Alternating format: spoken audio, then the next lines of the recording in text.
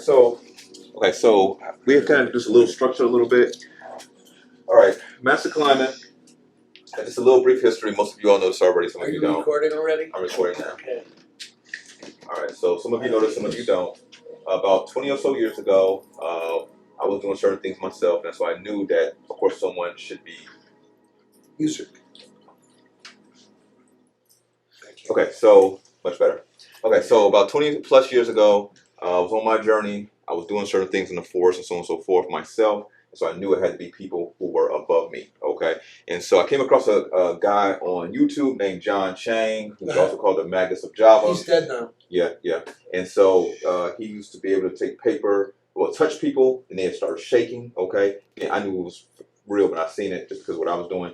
And he would take, people would give him balls of paper in his hand. He would just grab it and it's on fire immediately. Okay. And so, and this is old for, to my old camcorders and everything. I don't know that trick. And so I was searching around the U.S., around for someone that is close. Most people were charlatans, didn't know anything at all. John Chang is my only competition.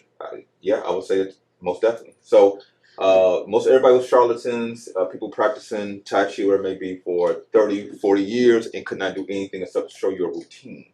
Okay, that's all you could do. Okay, and so eventually I came across Master Clyman. He lived down the street from me, which is an interesting coincidence there, and went to his place of business, and he touched me and sent energy throughout me. And I said, found him. Okay, so that was over 20 years ago. 20 years later, he's been to many of our events and stuff like that all over the place.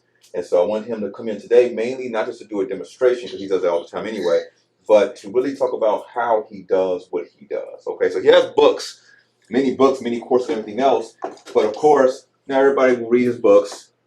And so on. But I will send it to anybody that emails me or texts me. I'll send you the PDF of the Qigong Bible, the big one, the first book. Okay.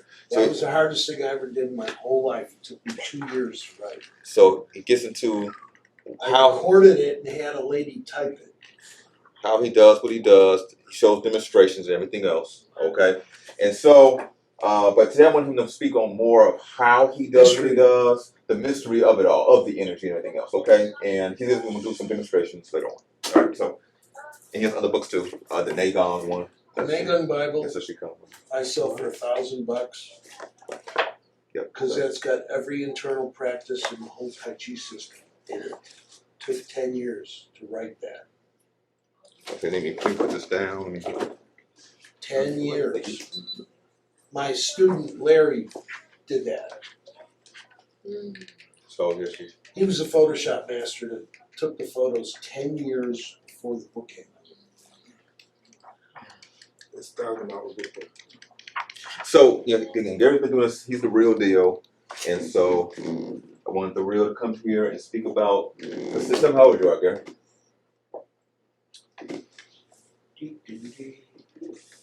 Alright, so I'm not a natural, I'm not athletic. My father wasn't the Kung Fu master. I just worked my ass off. Now, luckily, my father was an optometrist, which has nothing to do with anything other than it means you don't have to come up from a Kung Fu family to be good at this.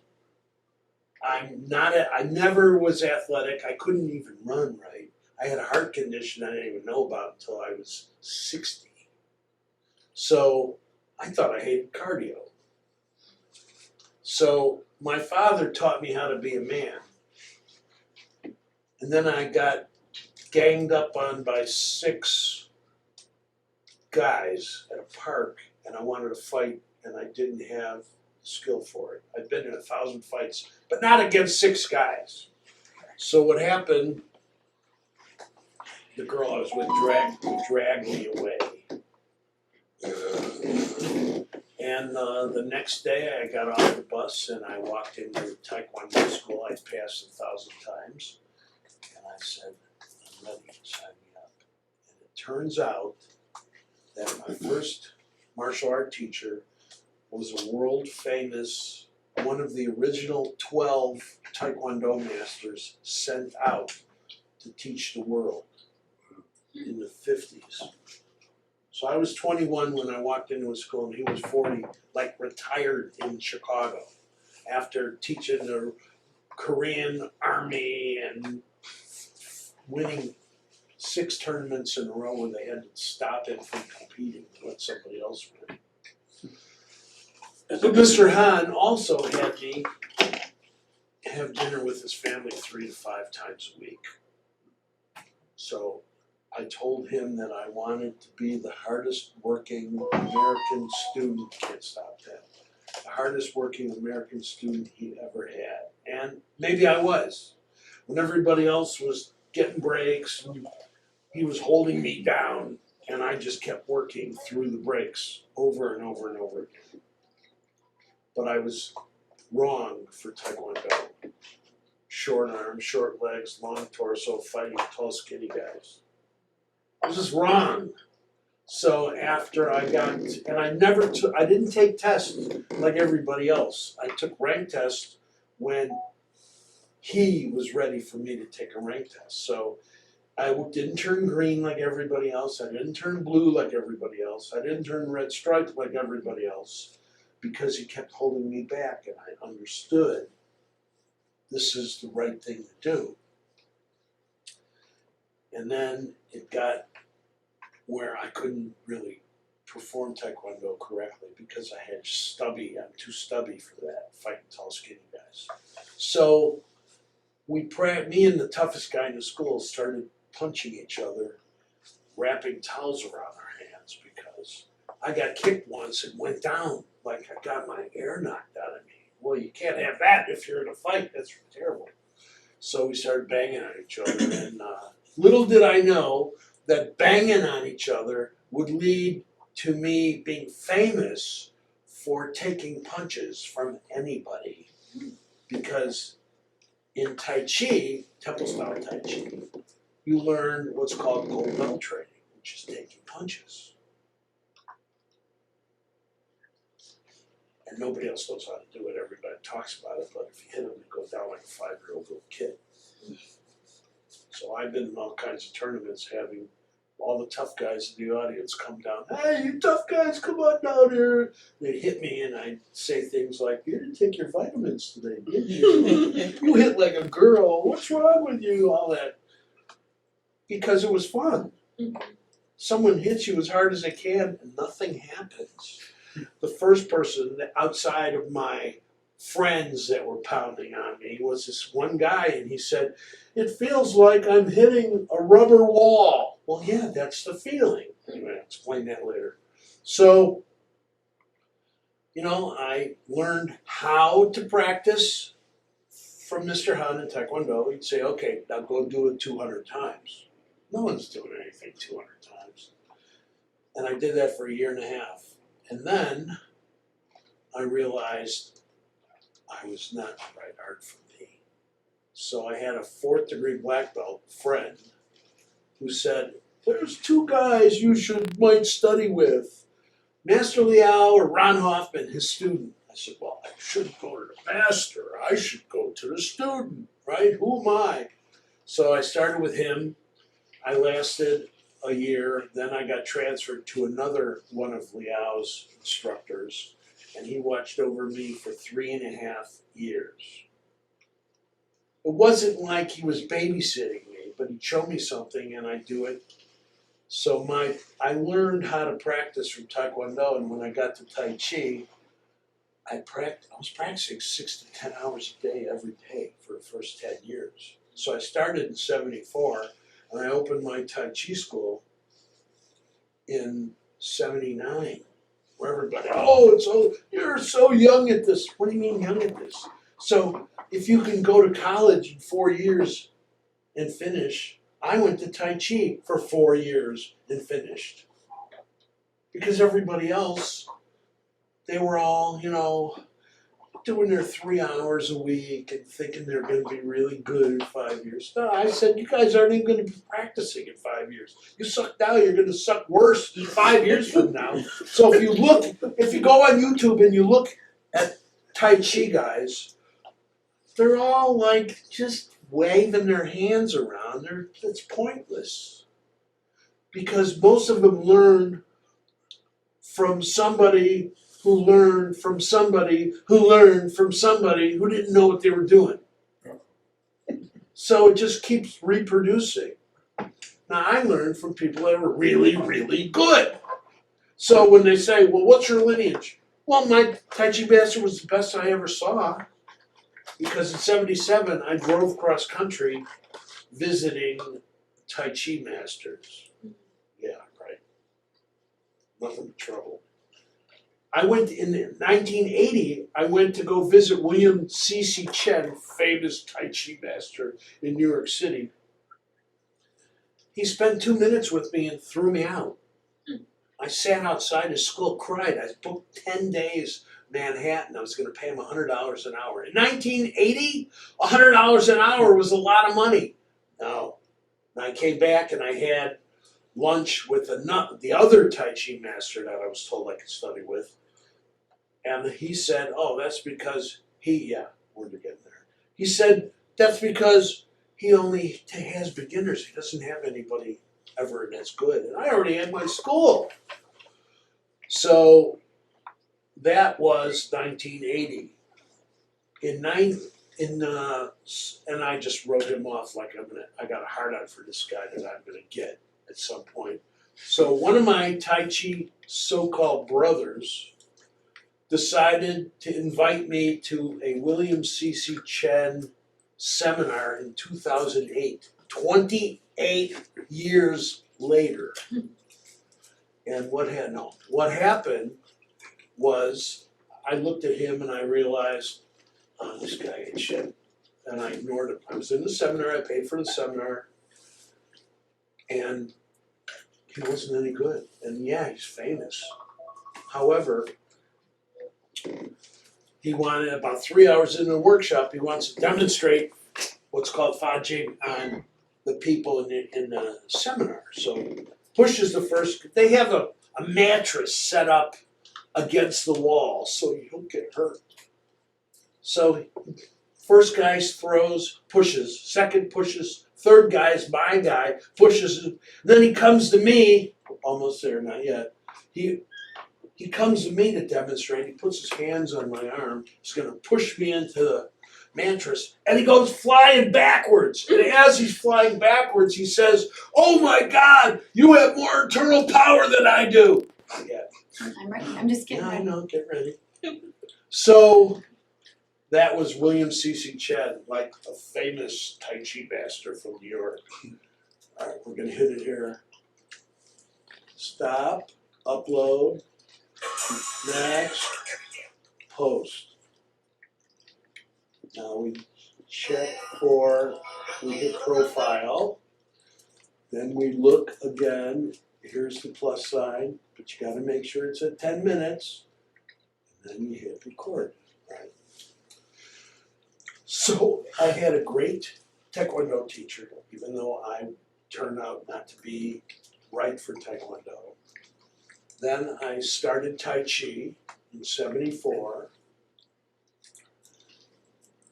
But I learned how to practice from Taekwondo. But when I got to Tai Chi, I learned what to practice.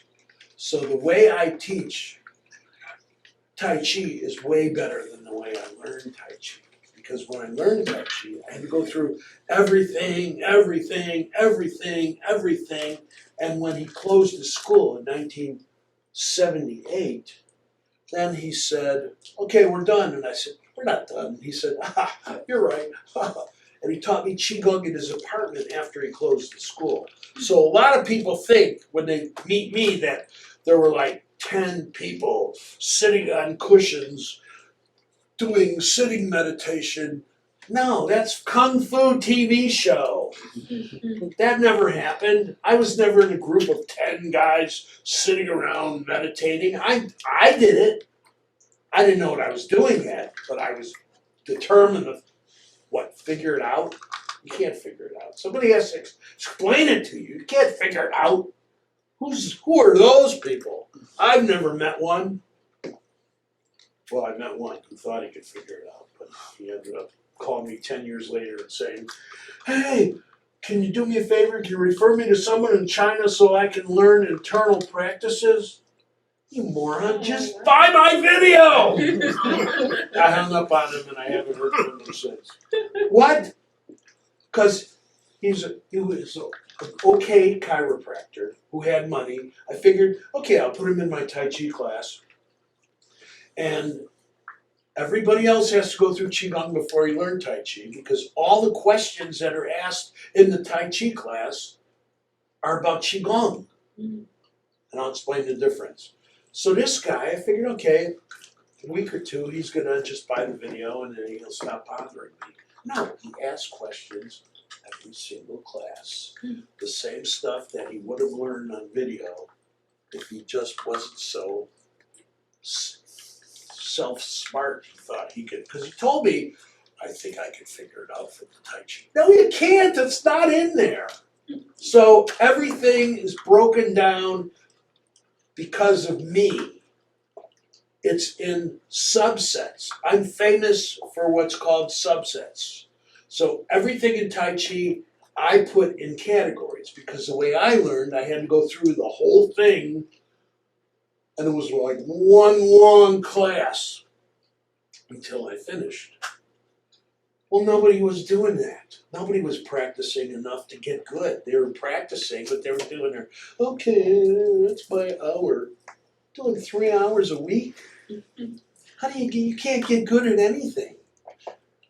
Now, if you do 6 to 10 hours a day, then the issue related to that kind of person, me, was as soon as I would start to cool off, I would practice. I would whip up another one. Now, I had all this material, so in the Tai Chi system, you just follow the outline.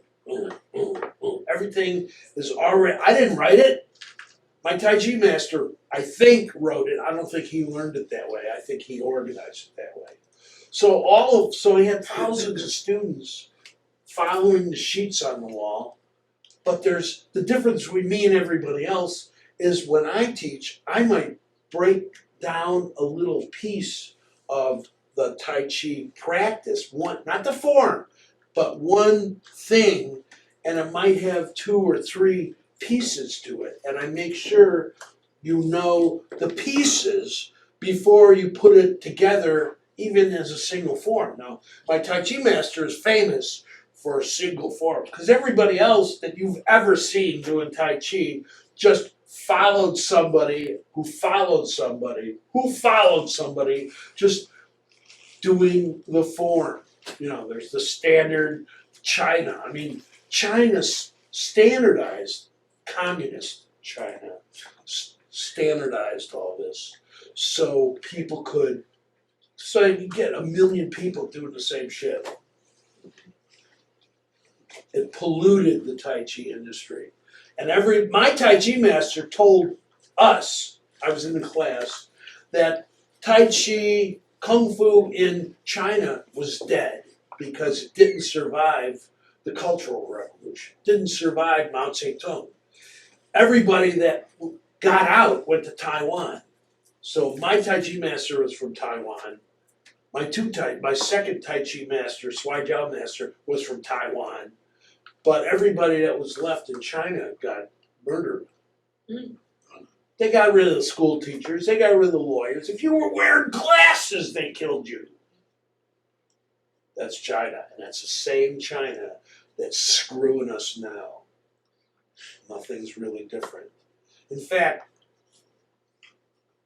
the president of China killed his father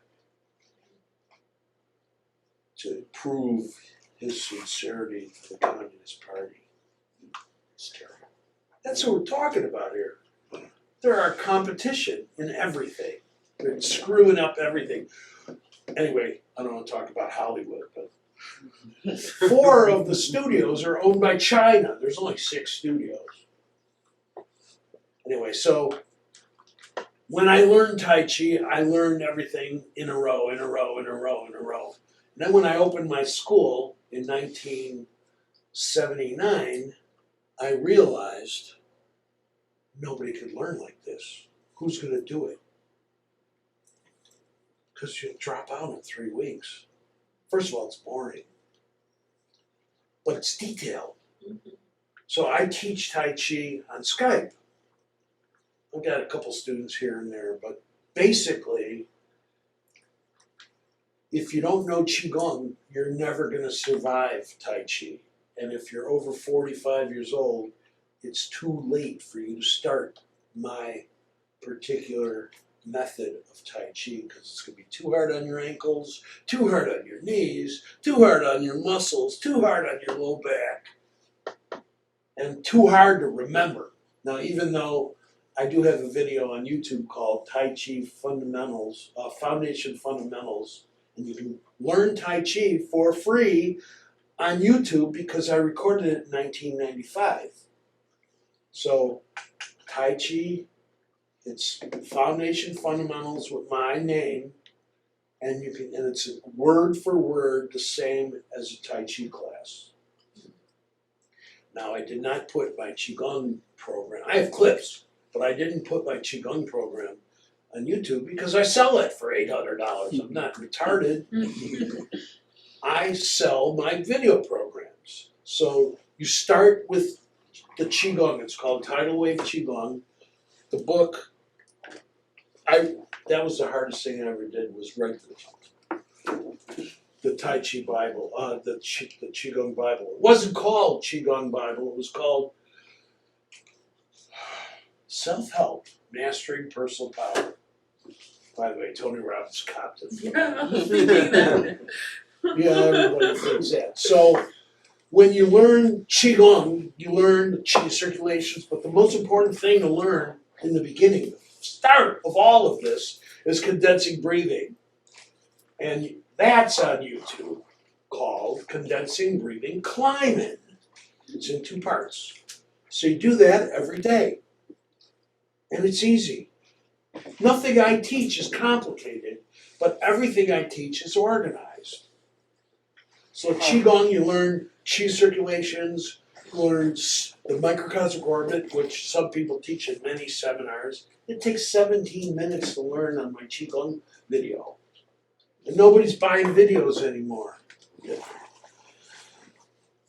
My website is qigong.com, spelled CHIKUNG, and I'm talking to TikTok now. All you gotta do is text me and I'll send you my book, the Qigong Bible. Hit it, upload it, hit next, hit post, hit profile, make sure it's on 10 minutes, hit it. Hey, she learned something new. You can't teach an old dog new I'm tricks. too old for I'm way over 45. You're too old for Tai Chi, but not too old for running a TikTok video. All right, so you start with Qigong. You don't start with Tai Chi. You can watch everybody else's videos. A waste of time. It's not going to get better. It's not better now. It wasn't better in the 80s. It wasn't better in the 70s. Did I think I was going to end up this way? I thought there'd be like 20 of us or 200 of us. No, it's one of us. Now, I've got students that have been with me 35 years, but they don't have the personality to make a TikTok video. It's like, I know, okay, well, I never had that. You know, the first demo, and you can find it, if you email me at Clygar, CLYGAR, @gmail.com, or if you text me at my cell phone, which is 312-446-8218. I'll send you the Qigong Bible. I'll send you chapter 1 of the Neigong Bible, which has all my Inside Kung Fu articles, all 6 of them. I was written up 6 times. And, you know, I'll send you to the demonstration. The first demo I did was in 1980, and I demonstrated a whole Tai Chi system in front of hundreds and hundreds of people. And how did I get it recorded in 1980? Who had cameras in 1980? I had a CBS Channel 2 cameraman as a Tai Chi student. And I didn't charge him because the deal was he would record something for me when I needed it. Are your legs getting tired? They're falling asleep. So what happened, he showed up with a camera that was about this big, and he recorded my demo. So my first demo is on YouTube because I converted it and uploaded it. And I weighed 150 pounds. Yes, there's a 150 pounder in here somewhere. And I laid out the whole Tai Chi system. Now, the chronology of all this was I was teaching Tai Chi. I opened my school in 1979. I was teaching Tai Chi until 1983. I took a seminar that one of my acupuncture friends was teaching, and it was a total waste of time. I met a guy named John who recently died, but he's 10 years older than me. I said, "What are you doing here?" He said, "Well, I want to learn Qigong." I never met him before, a Greek guy.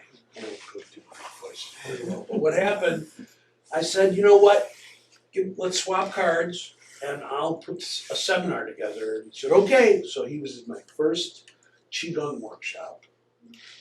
And I had 10 guys in my first Qigong workshop for $300 each. It met 10 weeks, like every Tuesday. Well, 10 was too many, I didn't know that yet. Eventually I figured out 8 was okay. So I taught condensing, the same thing that's on my videos, tidal wave Qigong, I taught in the first seminar, 1983. And I got it right. I didn't pre-think what the material was going to be. I just let the material come out of me. So lesson 1 is lesson 1 on the video. Condensing breathing, upward, downward, inward, outward, Tai Chi stance meditation. That's the first lesson. Chi circulations. Nobody yet teaches chi circulations. If you go, you'll hear people talk about it, but they don't know it, so they can't teach it. They're all faking it. So when you learn Qigong, you learn condensing breathing first, and then you learn what I call basic path training, which is in lesson 1. It takes like 20 minutes. Simple. No one did this before. So in 83, what was happening by the second session, these guys were coming in and reporting what had happened to them. One got a girlfriend, one opened a second office, one guy, all this great stuff. So I realized early that my Qigong wasn't called tidal wave Qigong until I recorded it in 1993. What happened was people's lives were changing. So my Qigong is based on results. It's not just rubbing your lips and doing a bunch of, everybody else that teaches Qigong is teaching 8 brocades. Everybody. And it's pointless. It's worthless. It's pointless. And it's nothing. And that's what you're going to find everywhere you look. Oh, it might be a cute Chinese girl teaching it, but it's worthless. So nobody's teaching condensing breathing. I mean, there's 2 other guys on YouTube that say they're teaching condensing breathing, but they don't have any details. They're just breathing, stomach breathing. That's not condensing breathing. It's sucking energy into the center line and storing it, holding it. So the whole thing about the energy practice is storing energy and using less than you're taking in, so you accumulate. Yeah, it is. If you can't get excited about this, you can't get excited about anything. Mm-hmm. So if you wanted to do something, name my seminar is Personal Power Training, where I used to teach Qigong. Now when somebody signs up for the Personal Power Training, I send them the video before they even show up, whether it's doing privates or whether it's group. I haven't done a group in a long time. But when the Sun-Times article came out on me in 2006, I picked up 1,000 patients overnight. Yeah, my life changed when I went to Walgreens at 4 o'clock in the morning to go pick up the Sun-Times, and I looked at the health section and I was on the cover. Wow! What? Ah! I knew my life was different, but I didn't know that my phone would ring for years.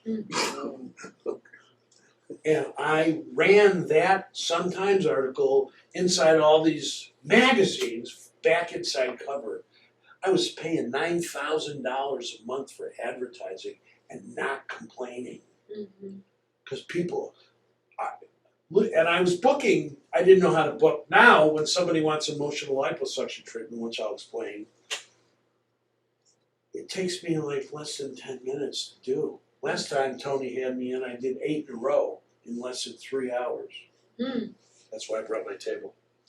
So, this is exciting. And what happens, I don't want to jump around too much. So, when you learn Qigong, you go through all of it. It takes 3 hours, and then you end up with a half-hour daily practice routine that is never going to change. I'm not going to come up with another one. Montauk Chia is famous. He's from Thailand. He looks Chinese. You can't understand about 50% of what he says. But because he's Asian, oh, Master Chia! It's terrible. Terrible. It's got about, 30 books? And all he does is rewrite the same shit that he had in the last book. So the guy that wrote the first 2 books for him was my client in 1991. And he told me they were in San Francisco, went into a bookstore, and the 2 of them. And he said, look at all these books, I can rewrite these books! That is what happened. All right, we're coming up on 10, not yet. So when you learn Qigong from me, it takes 3 hours. You go through it one time, and then you do the 28-minute daily practice routine, and that's what you do on a daily basis. I'm not coming up with a new one. I got it right the first time. My website's qigong.com, spelled CHIKUNG.com. My cell phone is 312-446-8218, and my email address, and it's on the profile here, is clygar@gmail.com. Hit it, upload it, post, profile. Hey, she's learning. 10 minutes. Yeah. All right. Yeah. So, first you learn Qigong, you don't learn Tai Chi. If you want to learn Tai Chi, you have to go through Qigong anyway, because every question you're ever going to have about Tai Chi is really about Qigong. The book is free. I give away the Qigong, not that one. I give away the Qigong Bible.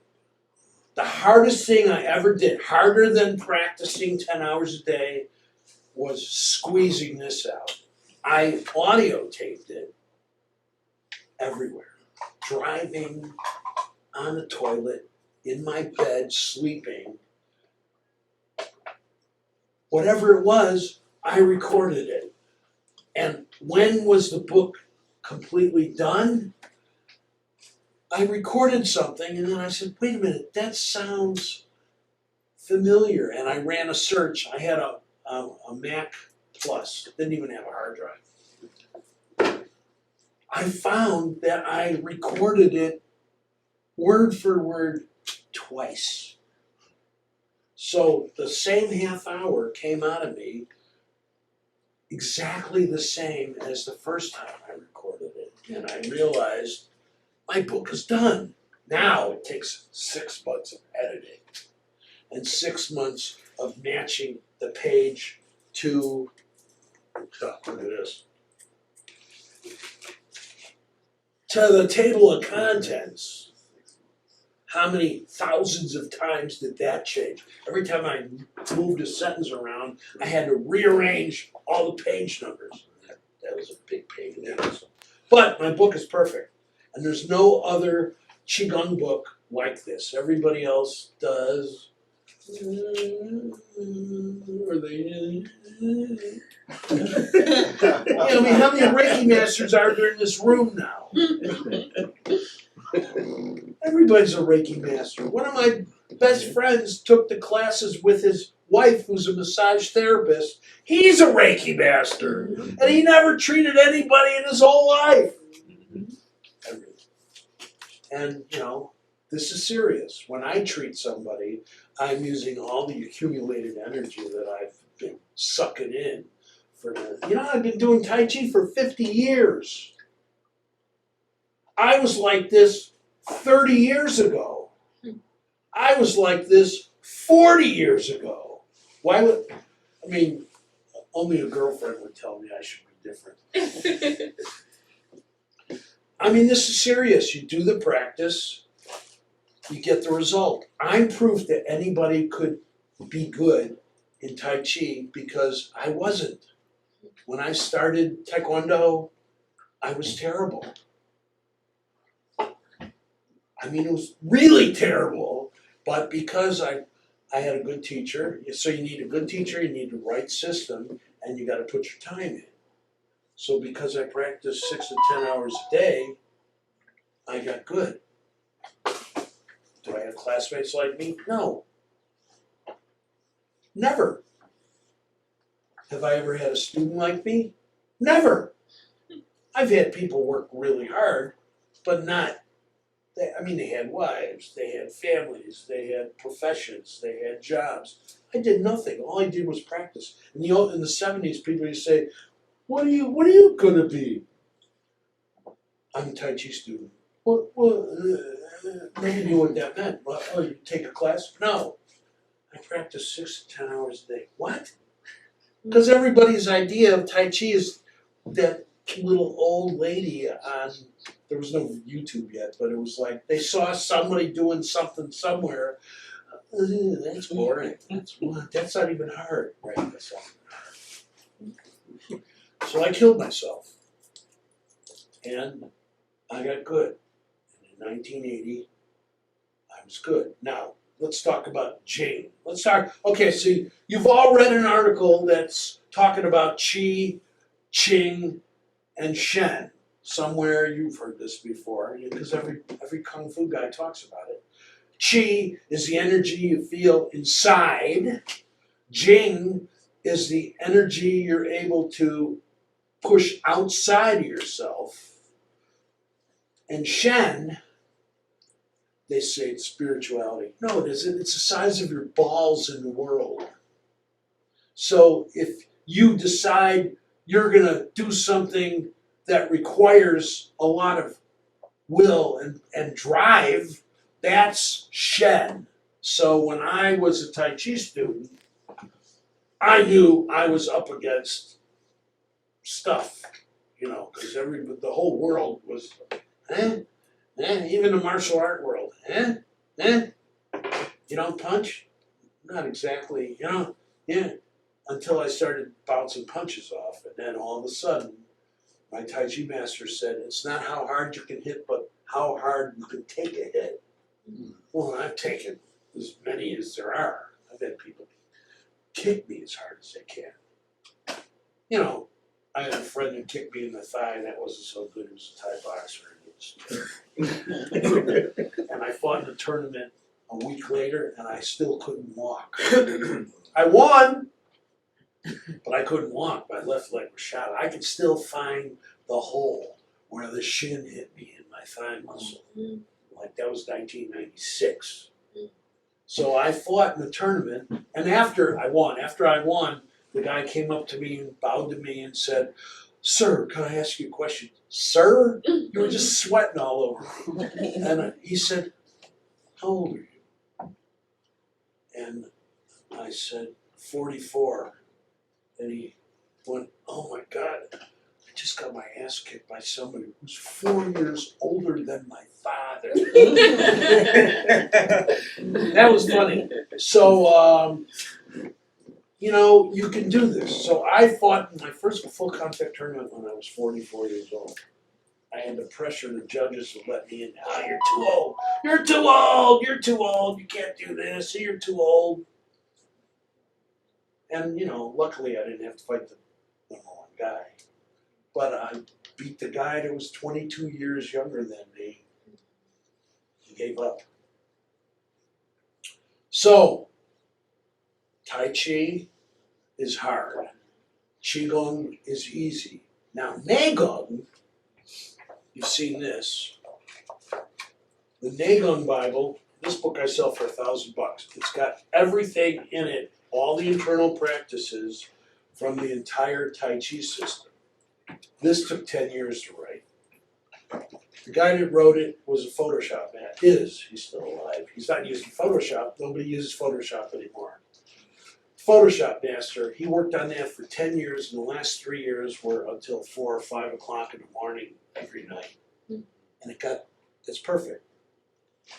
So I sell the Qigong video and the Neigong Bible together at a package price, because if you don't go through the Qigong program, you don't know what a routine is. You can't just look at the pictures, even though the descriptions are good, because you're not going to know what's 6 minutes of this and 6 minutes of that and 2 minutes of this. So you don't know what a routine is. But can you learn Neigong from the book? Yes. When I was in a bookstore looking for something to read, and that was finished in 2008, I couldn't find a book that I was interested in. And I turned it, as I was leaving the store, it hit me, I should write the book I'm looking for. And I did. So, first is tidal wave Qigong. Next, can I get a Kleenex? Paper towel. Next, could be Tai Chi or could be Neigong. Thank you. If you do Neigong, you won't care about Tai Chi. If you want to learn Tai Chi, you can do it on Skype. Nobody's in my room anymore. I mean, that COVID killed everything. So I started teaching on Skype during COVID, because who's going to show up anywhere? They scared the crap out of everybody. So my website is qigong.com, CHIKUNG. My phone is 312-446-8218. And my Gmail address is clygar@gmail.com. Hit it!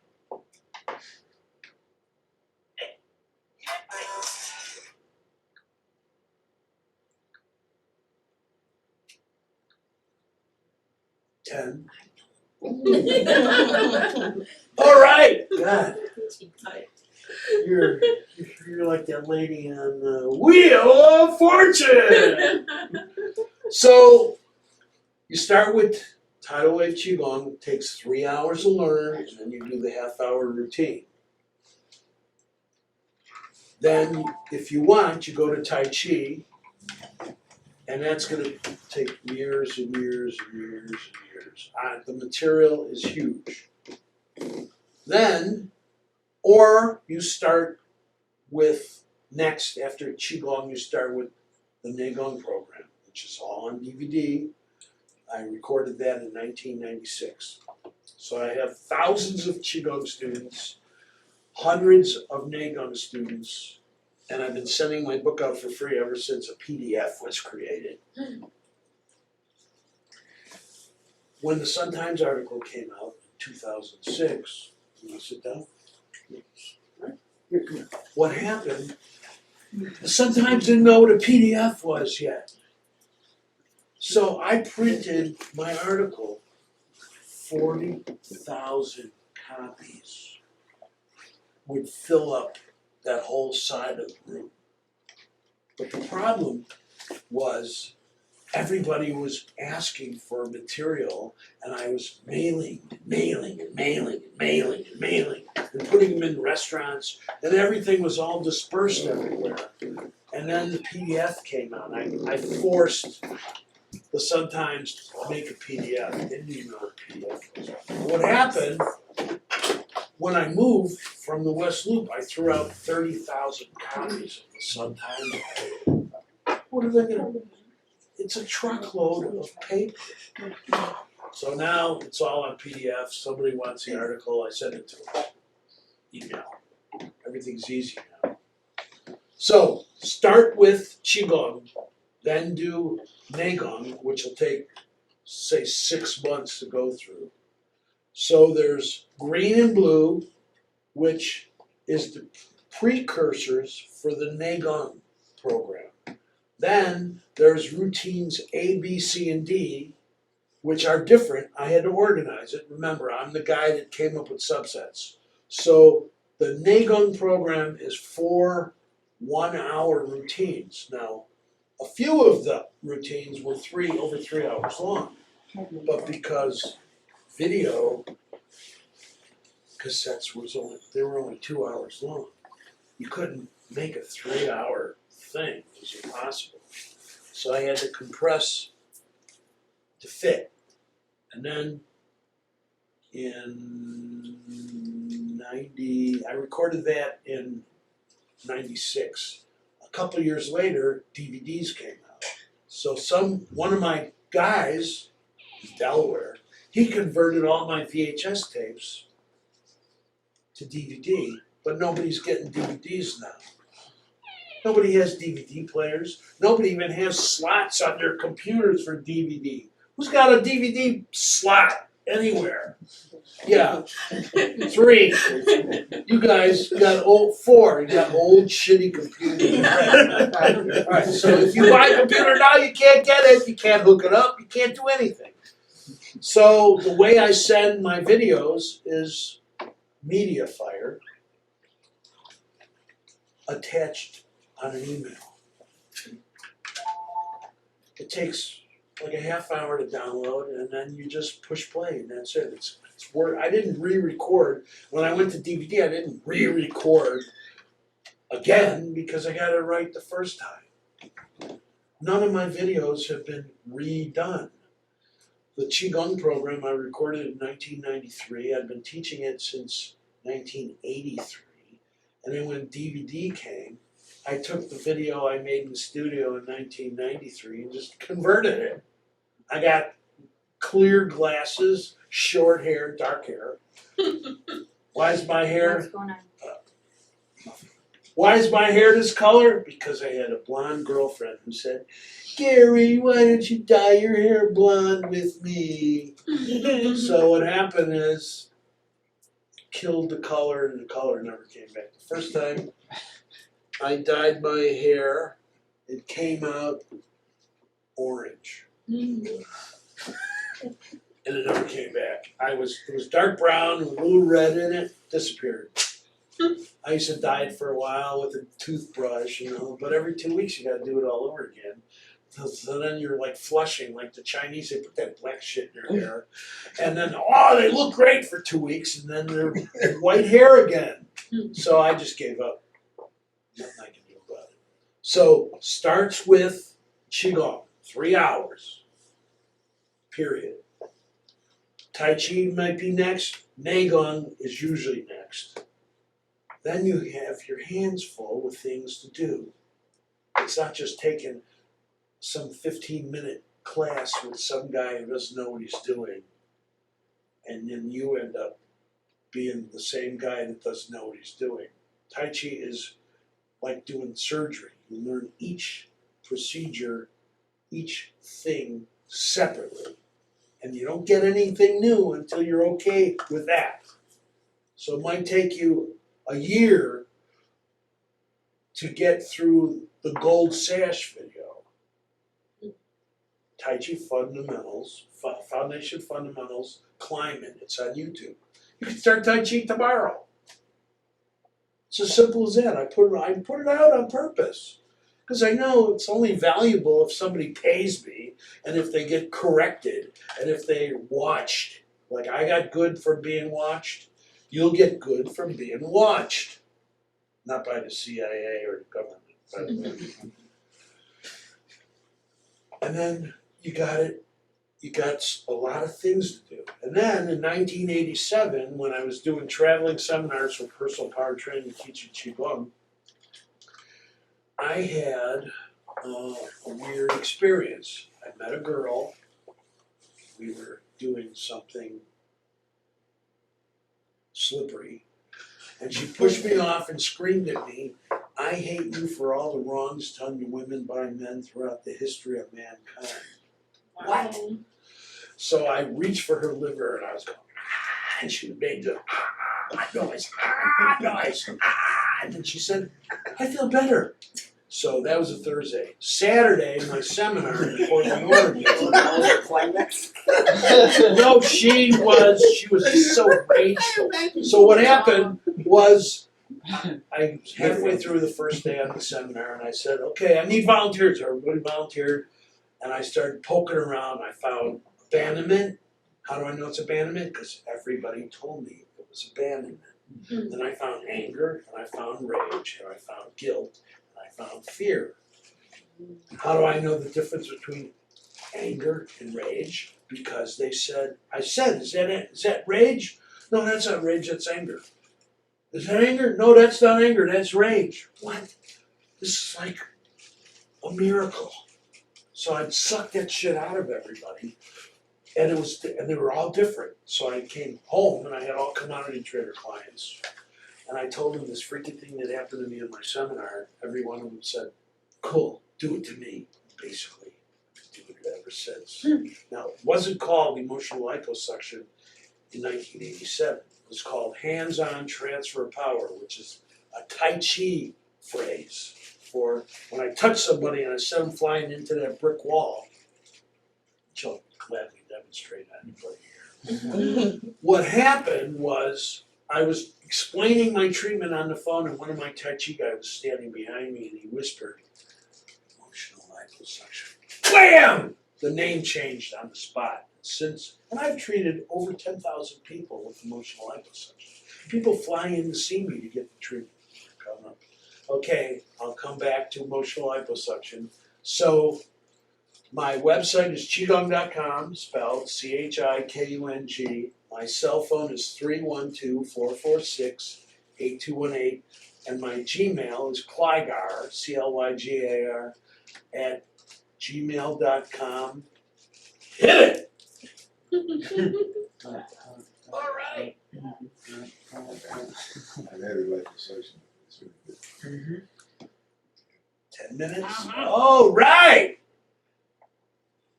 Go. She's good. So Lot you of can't people make a living underestimate off of me. this, okay? This is not a job skill. Yeah. So, emotional liposuction, I accumulated so much energy throughout my years and years and years of practice that when I touch somebody, something happens. Have I treated any of you yet? Yeah, long time. And it really happened. Yeah, maybe. Yeah, it happened. Growling, screeching, screaming. So when I touch abandonment, if you have, everybody has, so there's big four: abandonment, anger, rage, and bitterness. Yes, there's anguish. Yes, there's sorrow. Yes, there's guilt. Yes, there's fear. But the big four is abandonment, anger, rage, and bitterness. Abandonment is also disappointment. Anger is fuck you energy, but recent. Rage is old fuck you energy.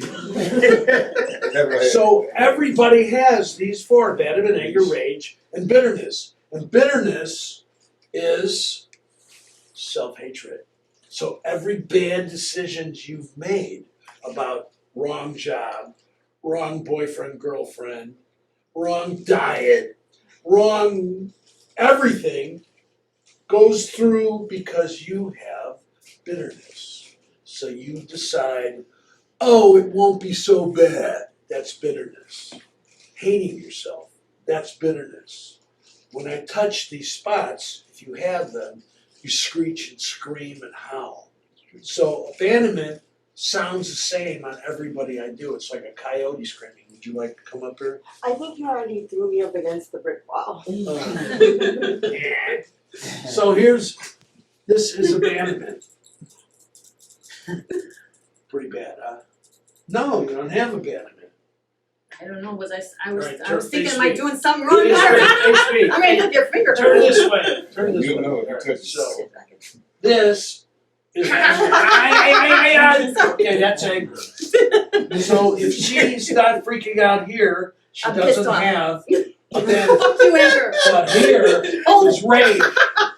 So whether it's laughing or screeching, it doesn't matter what comes out, but it comes out. I got Now, old time then I fuck suck it out. you. Okay. So sitting on your weird uncle's lap.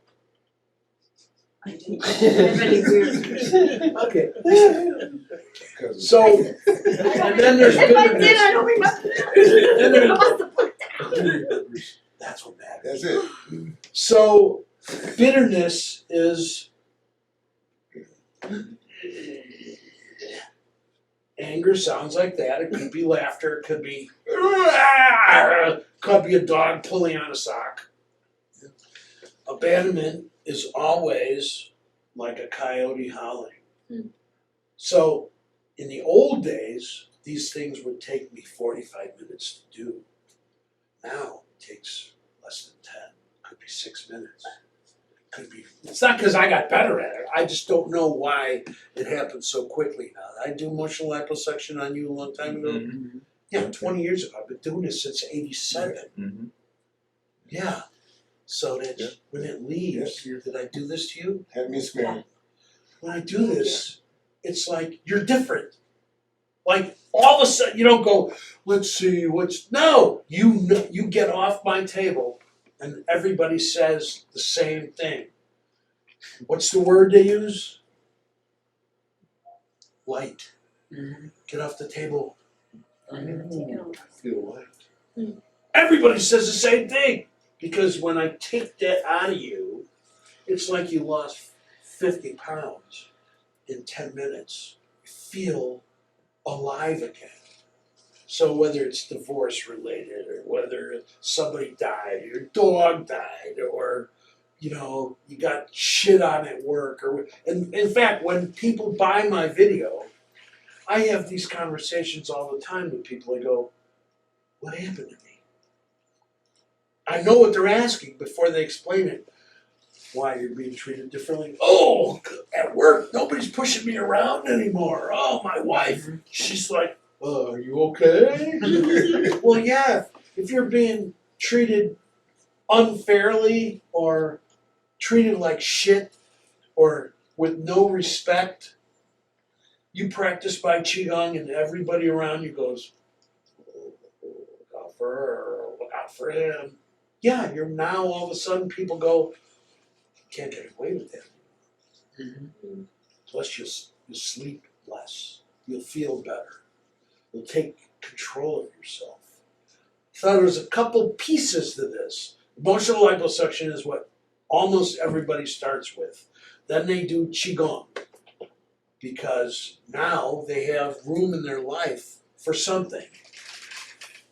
Because right now, most people think that they can't do anything because they're whatever, married or stuck with a job they hate or got kids to raise. Tell me you can't fit a half hour in somewhere? Of course you can. You don't want to. So when you practice Qigong, all of a sudden you get to prioritize and you become, if you look at my logo, you become the center of your universe. You're not over there anymore. You're right here, 3 inches below your navel, 2 inches in. That's what you learn from me, is how to become important to yourself. It's very cool. It's as cool as it gets. Now, Tai Chi, again, is hard. If you're over 45, it's too late. You waited too long. But Qigong, the oldest I've ever had, I think, was 86. In fact, I have 2 stories. One, I had this guy who was learning from my clips on YouTube. He never had any money. He never bought anything. He called me from the payphone in the halfway house. He wasn't a criminal, but he's been on Social Security disability since he was like a little kid. So he'd go, he's always worried that he missed something. And I said, buy the video. So after 10 years of this, he calls me up and he says he wants to come in for treatment and he wants to buy the video. Who died?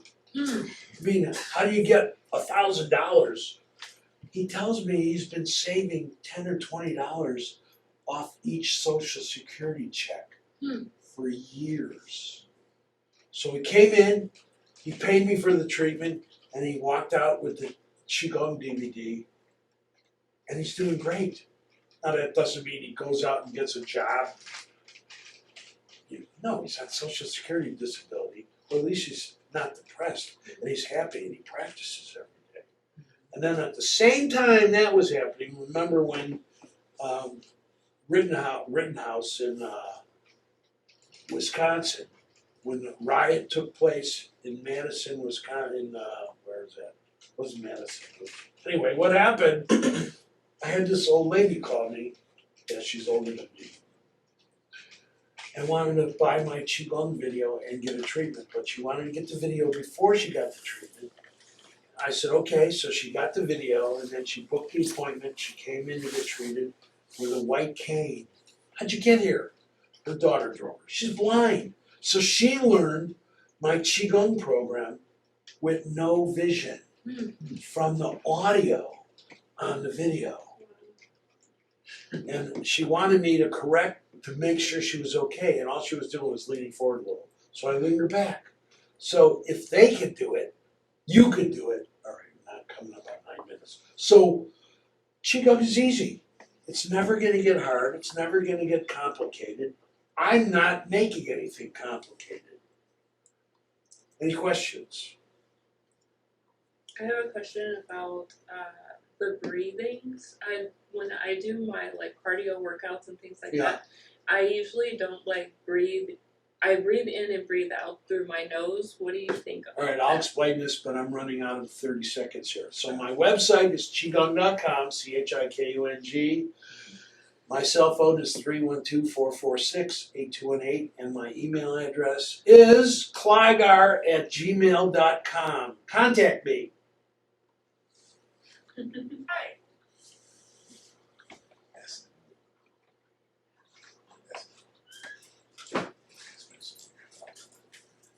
So the question is about the breathing. Yes, please. In Tai Chi and Qigong and Neigong, all the breathing is done through the nose, period.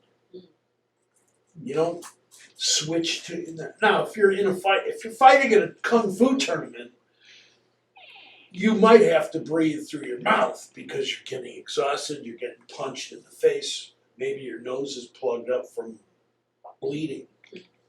That's a different story, but all the breathing is done through the nose. Even condensing breathing is through the nose. Everything is through the nose. Now, some people teach in the nose, out the mouth, discharge the poisons, blah, blah, blah. I don't care about any of that. In the nose, out the nose. If you can't breathe through your nose, then suck water up and blow the water. You know that thing that they sell on TV? That's a good idea, but you know, you can just do it in the shower. So when you're talking about the meditation, so Yeah, it's nose. It's Yeah. Not no, never breathe like that. never okay. Not Never, in the nose. always. And the breathing in Qigong is like you're in a closet hiding. You don't want to be discovered. Mm. You're not gonna pant when you're in a closet, you know, watching your It's got both. other half cheat on you. No, you're gonna be sneaky. So the whole breathing in Qigong is sneaky. And your stomach doesn't expand and contract like everybody else in Tai Chi says, relax, let your dumb. No. It's tight and it stays tight. It's called turtle breathing. You're not gonna be puffing your stomach out like you're doing Zen. That's not what I do. So, what kind of meditations are there? Everybody here has done something already, but you haven't done mine. When you do Qigong, my Qigong, your stomach does not expand and contract with the inhales. What happens is inside your body, it's compressing and relaxing, compressing and relaxing. And you're also squeezing your sphincter muscles every time you inhale through everything. You're not going to be. Oh, thank you. In fact, the first guy that taught me condensing breathing taught me backwards. I was 25 years old, he was 55 years old. We thought he knew what he was doing because he was in the instructor's class that happened before I ever started. But he was wrong. He was an idiot. So, yes, he was our friend and he was sort of our mentor. But when he taught condensing breathing, he taught us to squeeze our sphincter muscles on the exhale. So I was having wet dreams 4 or 5 nights a week, sometimes twice a night, because I was taking all my energy that I was accumulating, pushing it out. Wrong. So then I asked my second Tai Chi teacher, who was the guy that watched over me for 3.5 years, something's wrong here. And there were 2 of us, 2 others with me, and they were having the same thing, but everybody was keeping secrets. Nobody was talking about waking up with boners and having orgasms, except me. I marked it off on a calendar. I saw like 20 red X's on the monthly calendar. What's wrong? This is bad. I knew that was bad. So anyway, I explained what he taught us, and he said, no, backwards. So you squeeze on the inhale. You don't squeeze on the exhale, ever. And it all stopped. It became normal after that. How can you accumulate energy if you're having wet dreams Sexual all the time? How It's you been, impossible. So there's a sex part to all this also, which I teach, called sexual Superman, which is how to have sex. I haven't taught any women yet. How to have sex without ejaculating. Now, everybody talks about this as, no, it's a thing. It's just like you follow directions. Again, I organized the outline about 15 years ago. So when I get a client, I've taught about 20 guys.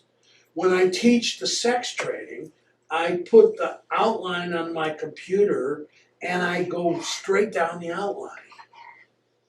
I'm not going to come up with some new trick for this. I've been doing this since 1978.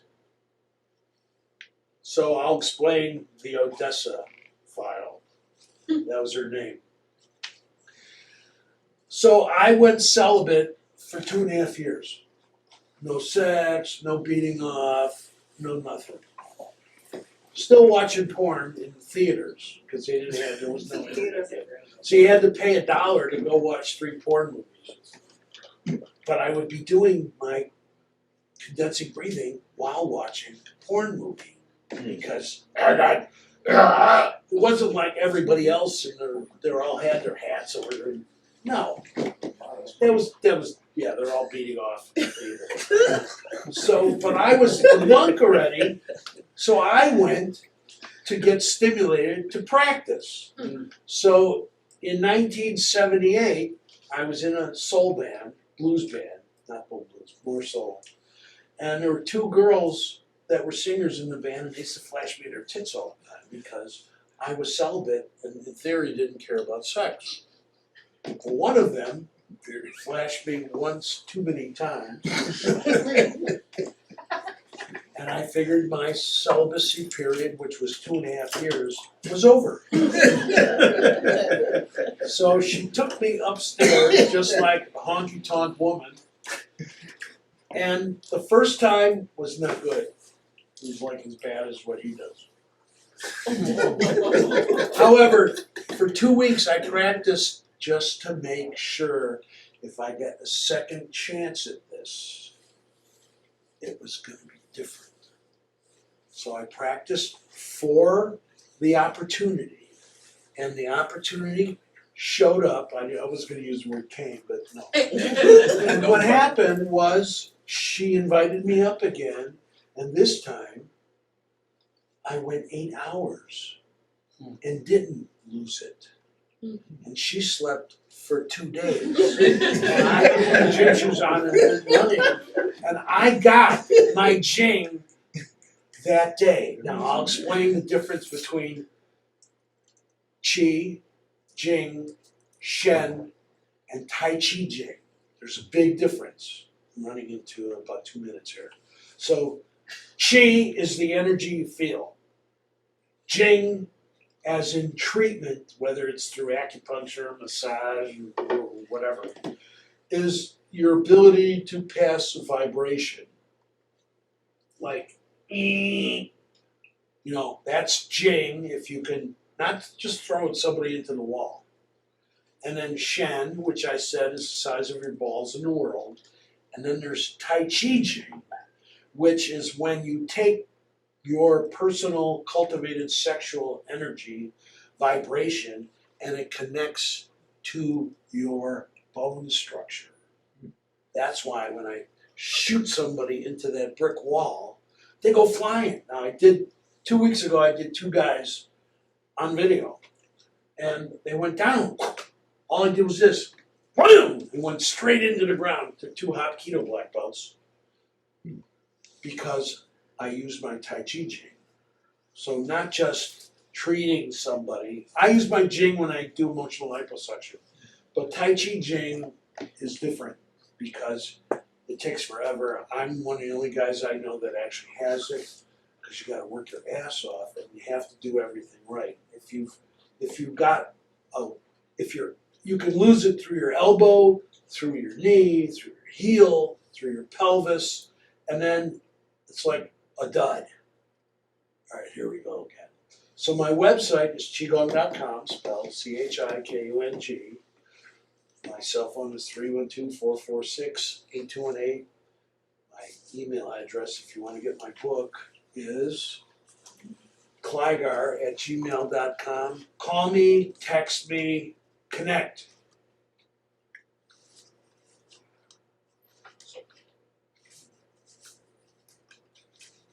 Gary, Wow, she's good. Gary, is that all in your video, what you just mentioned about the holding your Oh no, I can't make a the video on male that. stuff, okay. The Odessa stories Yeah. in my sex training, and Oh, I I never see, I see. recorded it. It's I okay. do that live on Skype every time. Oh, I see. There's also mojos. Uh-oh. I'm the mojo man too. So if somebody is having trouble with somebody, ex-wife or at work, or there's 2 kinds of mojos. Could you, I was gonna say, could you explain it so that Of course. Well, let's see, can I? Yeah. So there's 2 kinds of mojos, protection and destruction. Okay. Mostly I get protection mojos. Somebody calls me up and says, listen, I get this opportunity for a job and I want to make sure I get it. Okay, so they hire me for a mojo. And I project it out. How do I do a mojo? Did I grow up in New Orleans? Am I Haitian? No. This all came from my personal practice. Do other Tai Chi guys have this? No. Just like they don't have the Jing, just like they never practice 6 to 10 hours a day. So in the Qigong program, Tidal Wave Qigong, you learn heaven and earth meditation. So about 30 years ago, people were asking me, can you help me with whatever it was? And it looks like prayer, but it's not because it's personal. So I would project for something to happen, and things were happening, and I didn't realize that I actually had this skill. And about 20 years ago, people started hiring me to do a mojo for something, whether it was protecting them from their crazy neighbors, whether it was whatever it was. I mean, literally, I've done hundreds and hundreds of them. So how do you project a mojo? Well, first of all, you have to know Qigong and you have to be really good at it. My Qigong. And in heaven and earth meditation, which is in the daily practice routine, you connect affirmations, visualizations, and projecting. So the mojo is in the projecting part of the daily practice routine in heaven and earth meditation. Can you learn how to do a mojo from that? No. I got guys been with me 30, 35 years, they can't do a mojo. If somebody's needs help, if someone's dying or something, they ask me for help. So I do things like this all the time. So the reason you can do it is because you've refined your personal will to the point where it can exist outside of yourself. Nobody talks like this, trust me. So when you practice, start with condensing breathing. If you don't have energy, it's just conversations. You might as well be reading a comic book. Gary, Yeah. regarding dealing with people with bipolar issues. Bipolar. All right, I'll get to that, but let me finish this part. So, how do you do a mojo? Well, if you don't have any personal will, you don't. If you have some personal will, you still don't. You have to develop your personal will so it exists. You develop the ability, the skill for it to exist outside of yourself. So when you do heaven and earth meditation and you're projecting your affirmations, your visualizations, and your projections in that order, that's how you learn on the Qigong video. When you get really, really good at that part, now you can do something that doesn't look like it's from you. Anybody understand what I'm saying? Yeah. I mean, it seems like it's hocus pocus shit, and it is. Because I'm the only guy I know that could do it. When somebody calls me up and says, I'm really having trouble with the person I work with at work, can you do something about it? They hire me, I do a projection, a mojo, and their boss gets fired. Or all of a sudden somebody's being treated differently. So it's the ability to project outside of yourself. I was at Transitions bookstore and this old kung fu master was giving a lecture, really boring lecture, but you know he was like 75 years old in 2006, and I was sitting in the audience like 3-4 rows back, and I decided to go whoosh, and I dropped like a wastebasket over his head with my will, and he forgot the name of the seminars. He couldn't just, the two white guys that were like driving him all over to give lectures had like cover for him. Like he just forgot everything. And one of my new Tai Chi guys was sitting behind me. He saw it happen. You did that? Yeah, I did that. Did I know what was going to happen when I did it? No, I was just misbehaving like I always do. So I put a bucket over the guy's head and he couldn't remember anything. I mean, literally.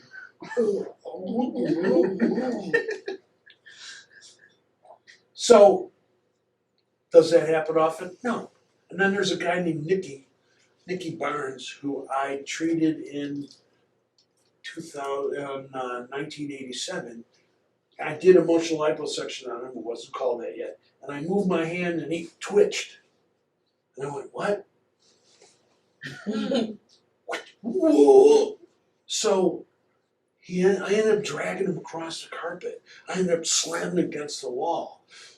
And I had like 7 or 8 people in the room when this happened. This was on Saturday. Following Monday, I had my friend who borrowed a camera from Channel 7. We videotaped me throwing this guy around. This video is on YouTube also, called Distance Power. Distance Power, Clyman, you'll find it.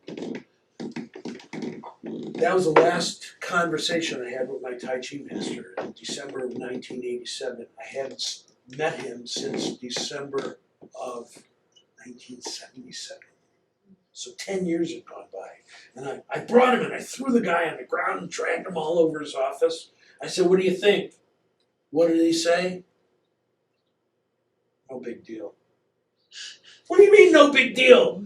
Distance power's like the final jing in the whole Tai Chi world. No big deal.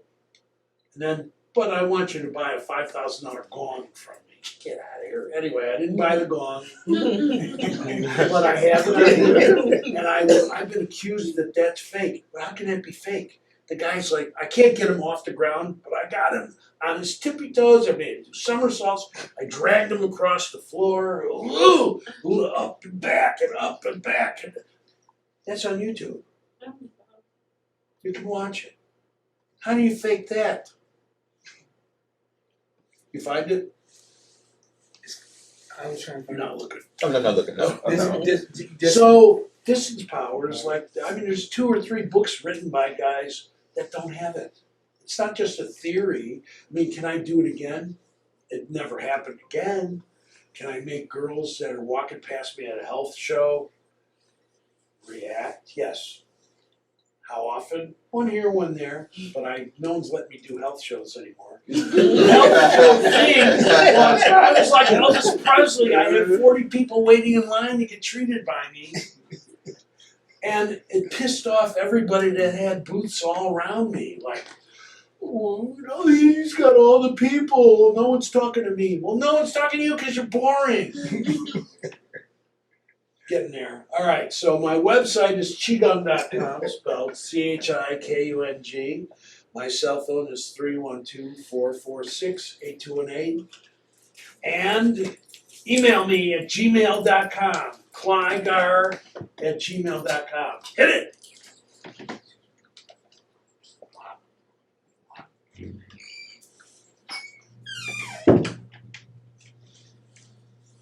Is that 60 or 2 minutes? Wait a minute.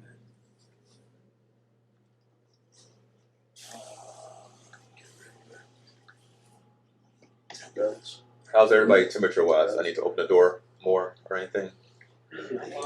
All right. So the health show thing, I found it. they won't let me in because we found the sex, the throwing the guy around. Yeah. They won't let me rent the booth, and I used to rent 3, so I had 2 booths for people to sit and wait for me. They won't let me in any health shows anymore because everybody complains. The booths around me complain because my booth is so noisy, nobody can talk to them. Well, they're whispering, and they don't have anything to say anyway.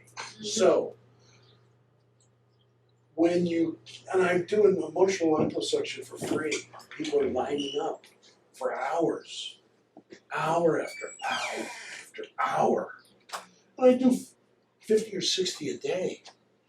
So out of doing 50 or 60 a day, 100 or 150 people for freebies, one person complains to who's ever sponsoring the show, and they go, well, we can't have people complaining about you. What? What about the 100 that I didn't complain? No. So no one will let me booth anymore because it's too, because I'm doing the real shit. And everybody else is like, oh, sample massage, there you go, all right, here's my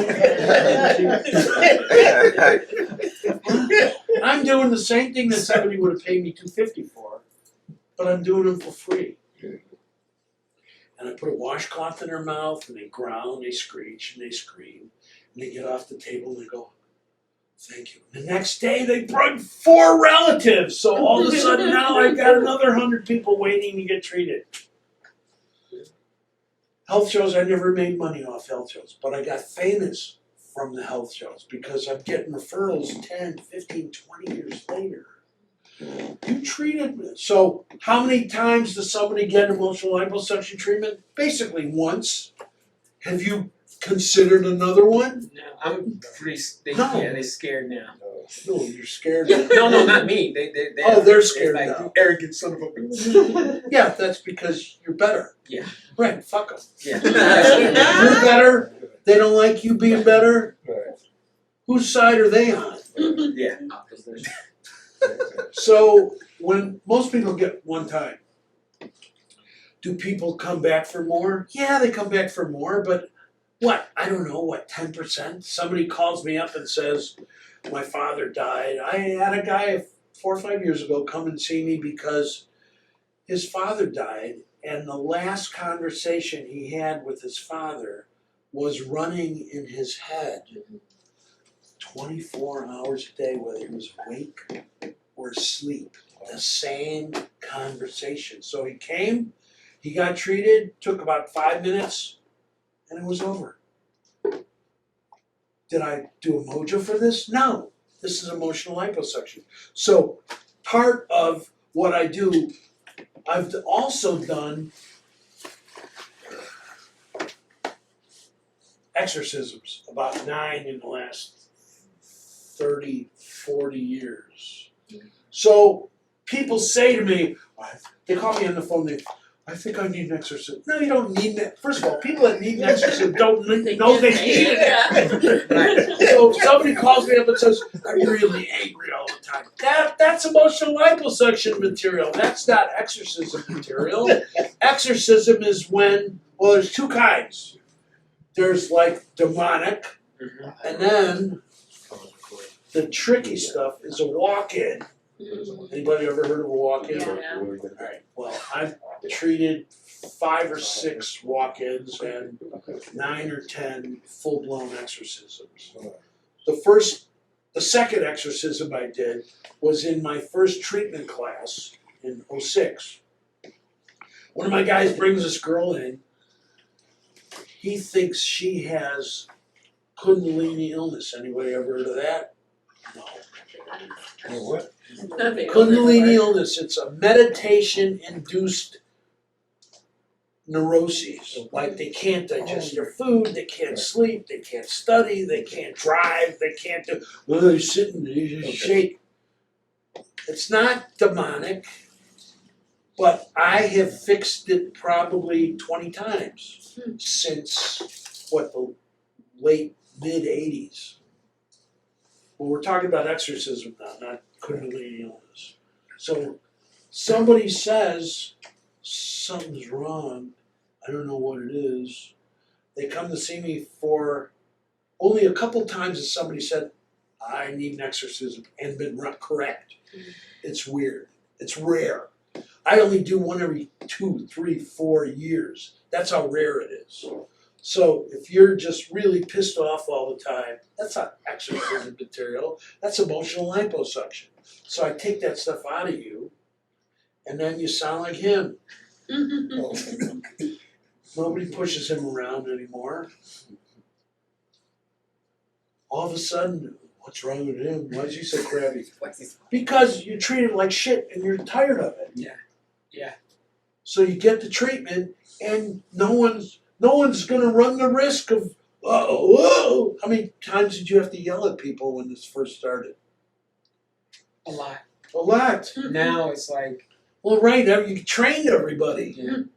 When you first get emotional liposuction, you're treated differently because you're different. If you don't have abandonment, anger, rage, and bitterness, you're not being pushed around. You're not the easy target anymore. Right. Right now, you're easy target. Somebody wants to get you going. They know what to do, and you go. Wow! He's irrational. She's irrational. Don't fuck with me. Mm-hmm. That's how it turns out. Exactly. Just like that. Just like that. Right. And it's not just him, it's everybody. Everybody that gets treated changes. And it's quick. It's not a month later, it's like a minute later. So when Now walk-in, the first time I saw it, I had no idea what it was. I had that crazy girl that made me dye my hair blonde. She said, "Who are you?" It was a walk-in named Vita. What? Who's Vita? I never heard of Vita. Vita doesn't like you very much. All of a sudden she's talking like a different person. And I never saw this, so I called a woman I know who I thought was capable, and she said, "I don't know." And then I called a psychic friend that I knew, this gay guy who I've been friends with. He was in my Tai Chi class in the early days. And he said, "Oh, it's a walk-in." I never heard of a walk-in. So she picked up an entity. And he talked to her on the phone, and I was listening on the extension phone in the hallway, because she threw me out. "Get out of here, I don't like you." So I took the phone with me, so when he was on the phone with her, he talked the entity into leaving, going out the window over her head. I mean, I never heard this before. Is that what I do when I run into an entity? No. First of all, when somebody is brought to me with an entity, they usually know something's wrong. Something happened to my sister, something happened to my daughter. So I do what I do, and then at some point I have to use, the rear naked choke is, right? And what happens when I put the rear naked choke on the person with the entity, or the exorcism too, it jumps into me. So it leaves them because it thinks, I tricked it. It thinks they're dying. And it jumps into me, and then I just grind it up like it's in a blender. And it's over. Getting there. Alright, so entities and demonic possession are different. Alright, my website is qigong.com, spelled CHIKUNG. My cell phone is 312-446-8218. My email address is Clygar, CLYGAR, @gmail.com. If you want to make contact, don't be bashful.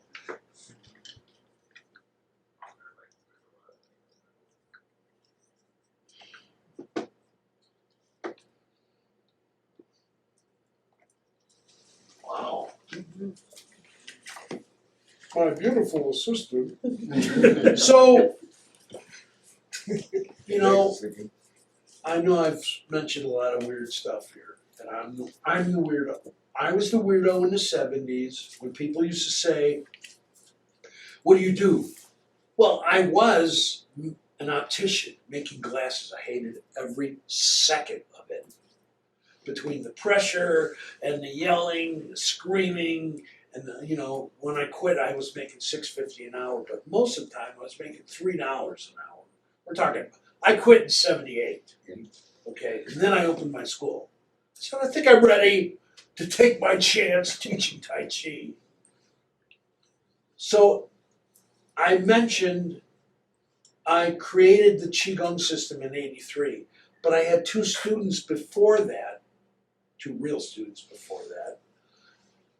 Every Tai Chi guy that came through my Tai Chi school from 1979 until '83 was taught some kind of Qigong practice.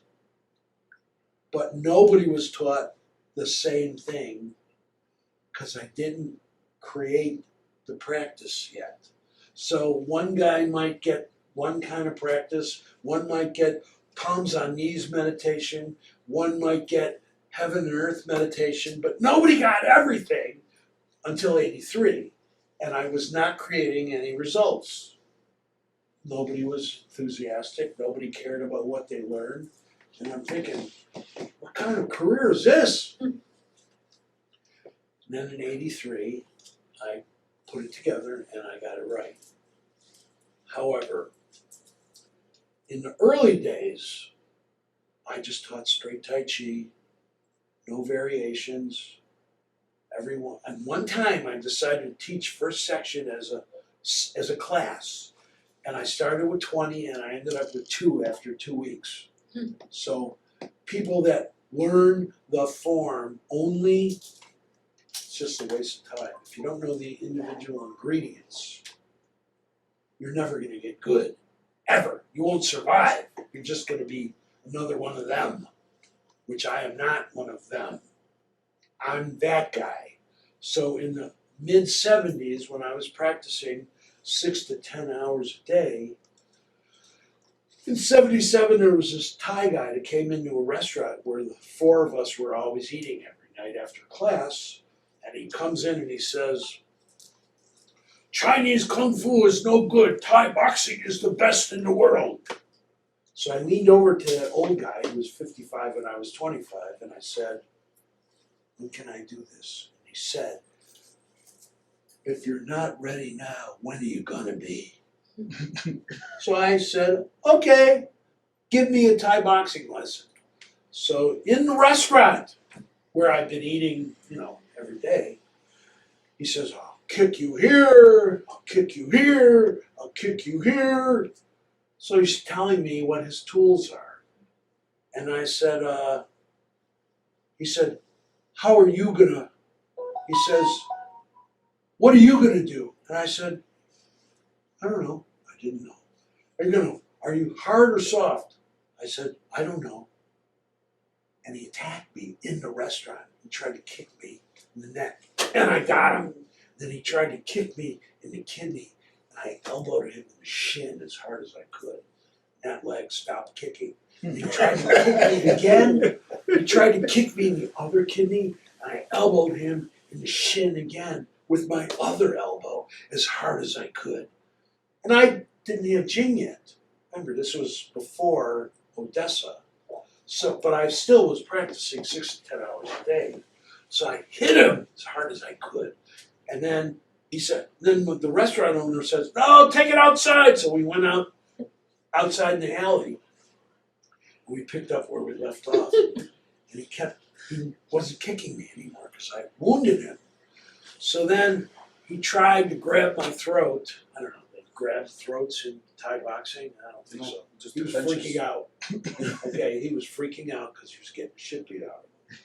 And I threw him on the ground and he went down there and he came back and he ran at me again and I threw him on the ground and he went back there and he ran at me again and I threw him on the ground and he went back there and he kept getting up because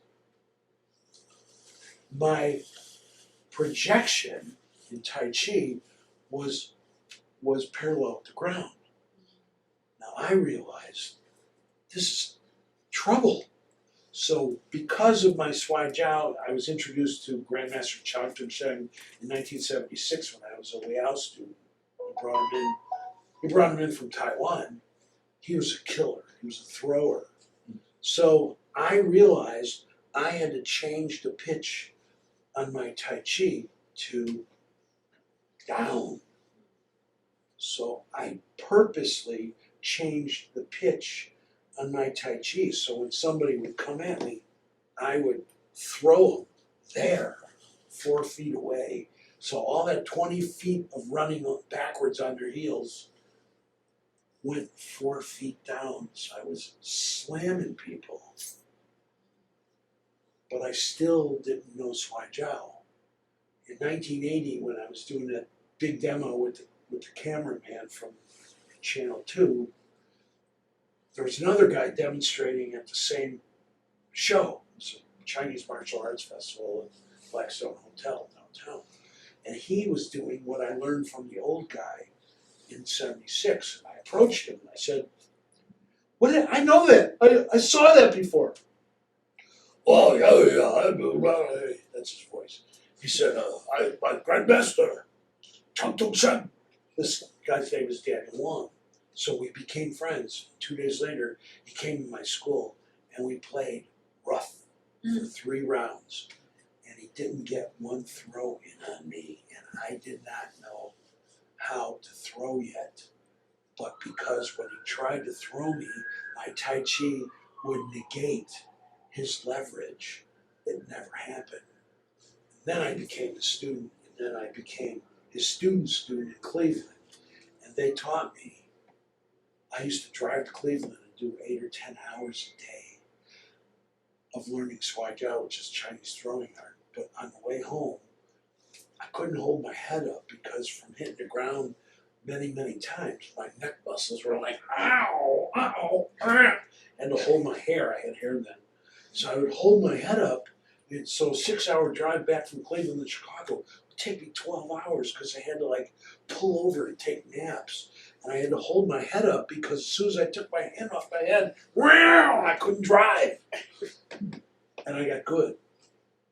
So then I combined the Shuaijiao character into my Tai Chi. So when I throw somebody with my Jing, they're going down right here. They're not going to hit that wall. I don't want them to hit that wall. And if I demonstrate my Jing, I do it with a wall behind them or with a fence behind them. Because if I do it on the sidewalk, they're going to run backwards until they fall and they're going to end up breaking their elbow or cracking their skull or so, because you can't control where you go. Now, in one of those seminars I was taking by the Shuaijiao guys, one guy wanted to feel my Jing, so he was wearing socks. And we're inside. So I gave it to him, and he went horizontal, parallel with the ground for a second. Then he dropped, hit the ground, and then he propelled, and he hit the top of his head like at the baseboard. And I'm thinking, I could have killed him or broke his neck or so. So that's why when I demonstrate my Jing, cultivated sexual energy connected to my bone structure, I make sure I got a backdrop. So if I did a guy 2 weeks ago, and he hit a brick wall, but I tell him, when you feel my touch, look at your navel. So if you feel my touch and you look at your navel, your head's not gonna go twang, crack your skull, because you fly. So what happened? What does it feel like when you get my Jing?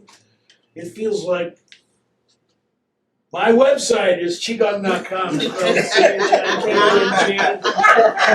My phone is 312-446-8218. My email is Clygar@gmail.com. Hit it! That's special. Only 2 hours ago.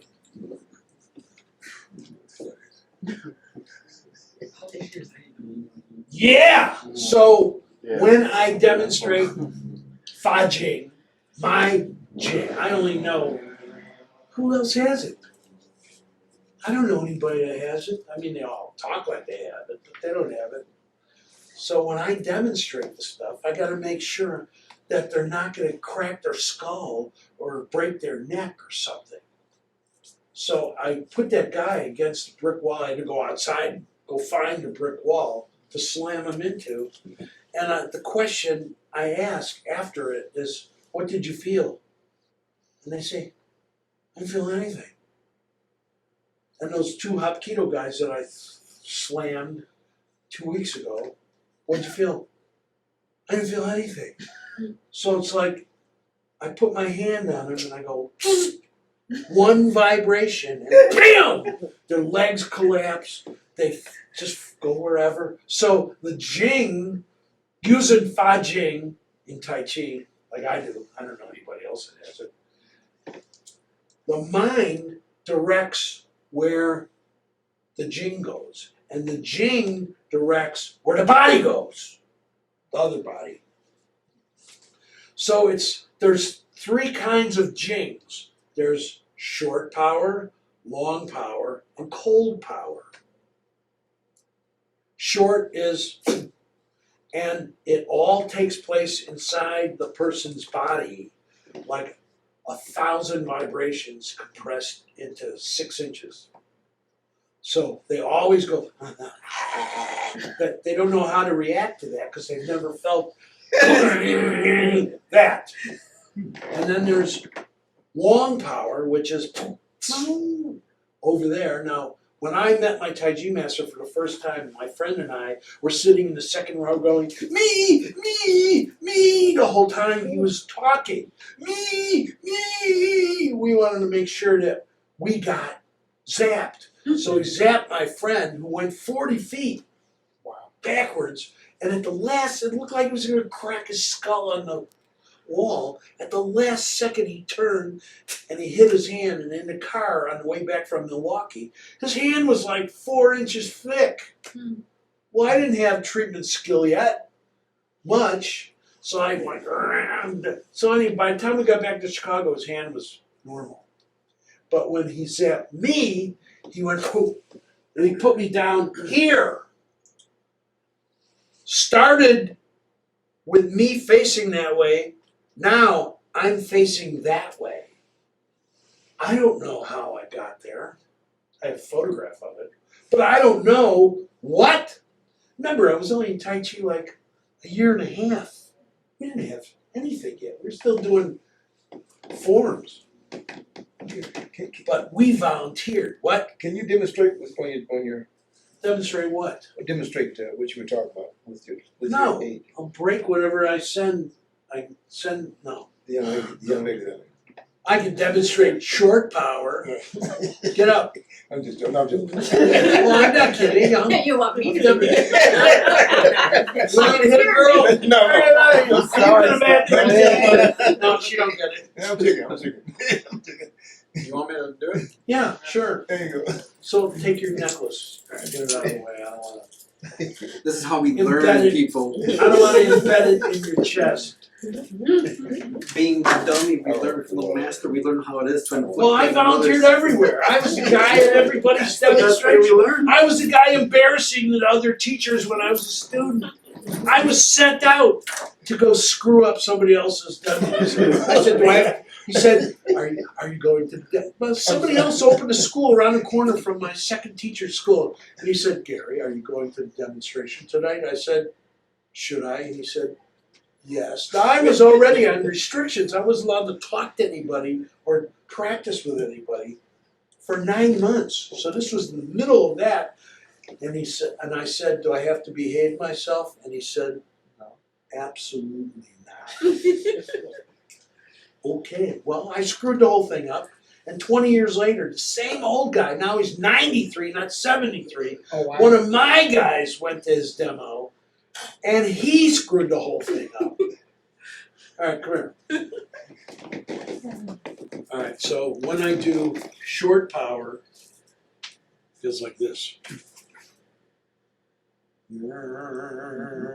Long power, stand behind him. Catch him. Probably move the camera. Yeah, no, you're not. You're gonna come this Yeah, far? two guys get behind him and get ready to catch him. So, don't put your hands on him. He's gonna go flying now. Keep your mouths closed and your tongue out of the way. Put your tongue out. Always. Alright, so when I do long power, he's just gonna go fly. Now, when you feel my fingers, look down at top 10. Me later? Okay. Look at your navel when I touch you. So without you guys there, He'd be there. he would keep going until he hit the closet door. Okay. What'd you feel? Nothing, just one little teeny tiny touch. The pulsation upon the impact, because it travels through the blood, so you feel the Right, frequency. and you And then when I just braced myself, went. I know that was a propulsion a little bit forward. And behind, if they 'cause I weren't had to brace standing there, myself, you'd too. be bouncing on your heels backwards, which is always Yeah, it'll be like Alright, trying to hold good. myself. Thank you very much. That's what it feels like. It doesn't feel like anything. If you have it. If you don't have it, it's just more stupid shit. Oh yeah, I'm punching here.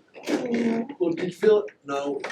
Did you go flying? No. Did you? No.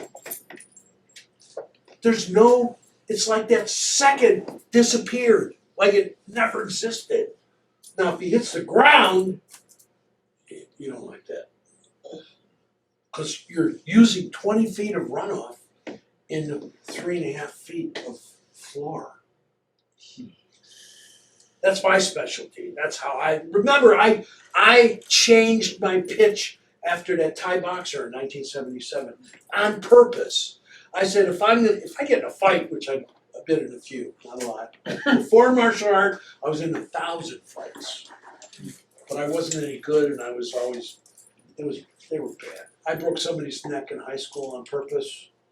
This is all before martial art. I mean, Okay, so I was in Mr. Hahn's school toward the end. I was red belt, and this Mexican came in saying, "Hey, Jesus wants you to repair his tail light." They hit some guy's tail light. So he sends his friend in to threaten me. This is after many spiked tires already. He sends his friend in, who's the same rank as me. I don't know if he practiced, but I certainly did. So he sends this guy in, he says, Jesus wants his money. So a half hour later, Mr. Hahn puts us together to spar. This is like friendly sparring. It's a Taekwondo school. Nobody's hurting each other. And this is the prick that threatened me a half hour ago into changing. So I said, okay. So we're facing. He throws a punch. Just like you do one-step sparring, I did what I'd been doing. One-step sparring. I grabbed him by the wrist, and I sidekicked him in the Adam's apple. And it was like a Chuck Norris movie. And it went down, and they dragged him over to the side to recuperate, because when you get kicked in the Adam's apple, you know, I wasn't worried about hurting him because I wanted to hurt him. So Mr. Hahn gave me the it was a good one. Instead of being able to do 20 push-ups because I excessive contact. It was like, this was real for the first time. Then I switched. So as I was saying, my first it's kind of broken up the story, but my first Qigong student was Mr. Han, my Taekwondo master, in like 1980. And my second Qigong student was Dr. Moon, my acupuncture teacher. This was 2.5, 3 years ready before I created the Qigong program. So my website is qigong.com, spelled CHIKUNG. My cell phone is 312-446-8218. And, of course, my email is clygar@gmail.com. Contact me. Hit it.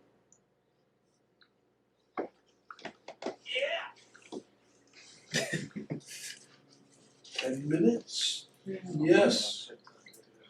So, how did I teach Mr. Han? By the way, ran his Yellow Page ad from then on as Qigong master. Remember, the Koreans, they don't say Qigong. They say Qigong. K-I-K-U-N-G, maybe. So anyway, he called himself a Qigong master, and he learned from me. But he didn't have the format that's on the DVD, that's on the Tidal Wave Qigong program. I didn't have it yet. So he learned because I was pouring out as much as I could. I didn't expect it to take. I never expected Mr. Han to call himself a Qigong master. He was an original General Choi Taekwondo master. So when I was his student, when the phone would ring, somebody would always run to answer it. So I ran to answer it this one time. Mr. Han's Taekwondo, may I help you? Is Mr. Honda? What? It was like Enter the Dragon talk. I said, may I ask who's calling? He said, General Choi. I said, yeah, right. I put the phone down. I went to go see Mr. Han. I said, General Choi. Oh, it was General Choi. I was talking to the creator of Taekwondo on the phone. Anyway, I didn't get in trouble, but that was really weird. And you can become great at this. Why am I a better teacher than the people I learned from? Because I got creative about how to teach this. They didn't have subsets.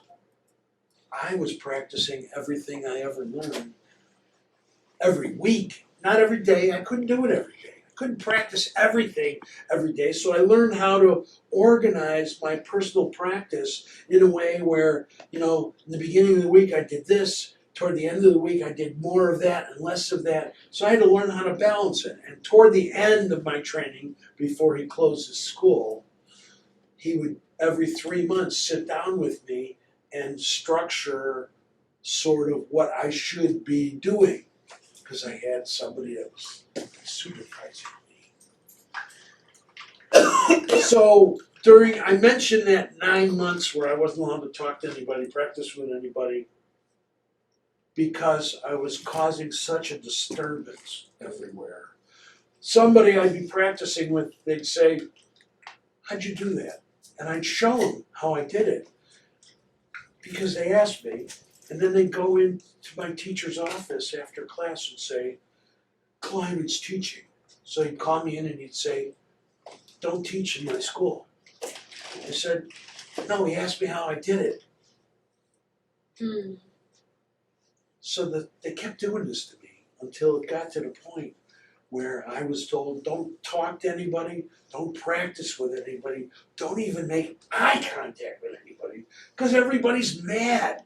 They're accusing my teacher of giving me private lessons. I didn't have private lessons. In fact, in the beginning, he said, "I gotta put a group together so I can teach you." So he put 10 or 12, 15 guys in the same group on a Tuesday night or a Wednesday, whenever it was, and I was the one being taught in the class with 10 other guys in the class. And then he would go in his office, sit down, and I'd keep practicing, and they would, after he was in his office for 2 minutes, say, "Oh," and they'd start talking to each other. "Oh, I'm gonna be really good in 5 years." I had to listen to this shit. I finally said, "Hey, you're not gonna be good in 5 years, and you're not even gonna be practicing in 5 years." And I was right. They all never got good, or never got good. I mean, you don't get good at this by accident. You have to concentrate on it. The Qigong you could get away with if you do the daily practice routine. You can get good, but you can't get great with just that, because that's not what it's for. Now the Neigong, you can get really good, but what you're not gonna have is the physical details that go with the mind training. Now the mind training that I teach is the stuff you do on top of what looks like forms. So condensing breathing is the first one. Now that's not the way I learned. I learned meditation in Warner for my press push at about a year. I didn't learn condensing breathing until 6 months later. So when I decided to teach, I realized I gotta make this doable. Otherwise, I'm the only one that's gonna know it, and I'm gonna die with it. No one's ever gonna learn any of this stuff. So I've taught thousands and thousands of people because I organized it into bite-sized segments. Everything is bite-sized. You don't have to be smart. You don't have to be athletic. You don't have to be a natural. I've only had 2, maybe 3 naturals in my class in my whole teaching career, and they dropped out. It's easy. You show them something and they got it. Like, they didn't have to work for it, didn't have to do it wrong 500 times until they got it right. When I was taught, I got it right when I was shown, and I kept it right. Now, when I was in Taekwondo, I used to have these arguments, with higher ranking belts who would try to correct me on something. And I would say, it happened 5 or 6 times, I'd say, "Actually, I think you're incorrect." Whoa! All hell would broke loose. And then I would go, "Let's go ask Mr. Han." This was the setup. So we'd go into Mr. Han's office, and I was only a green belt. Maybe they were blue, or maybe they were red. And I go, "Okay, we have a difference of opinion." And I'd say, show me yours. He'd show him, and Mr. Han would say, "Show me yours." And I would show it, and he'd go, "He's right." And then again, it would happen a week or 2 later, another different senior belt, because I wasn't senior, I was just starting. And he'd say, I think you're incorrect. I'm right, I'm higher ranked than you. So, go to Mr. Hahn, we have a difference of opinion, okay, show me yours. He'd point at me, he's right, again. So this happened like 3-4 times. Then the last time, somebody else showed me something again, and I go, I think you're incorrect. And they'll freak out every time. I go, let's go ask Mr. Hahn. So we go into Mr. Hahn's office, and I go, we have a difference of opinion.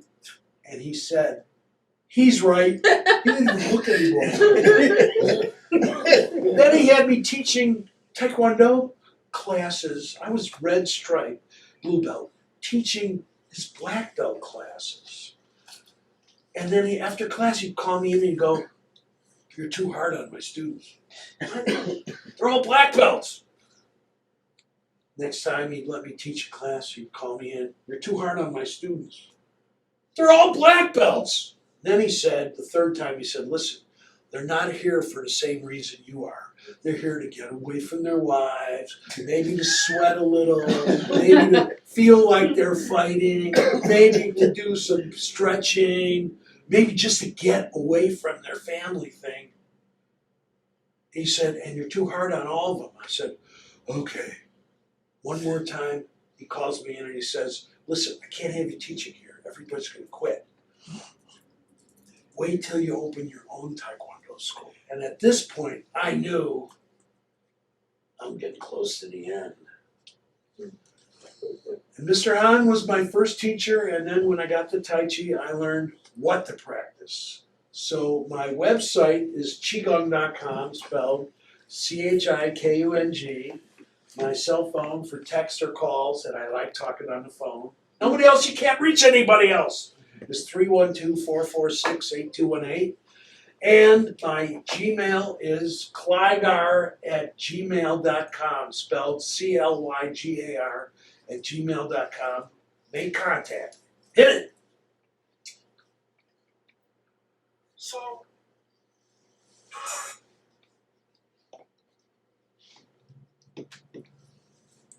wow. Question? Yes, you mentioned acupuncture. Yeah, I'm an acupuncturist. Do you know Demak or Demak is a joke.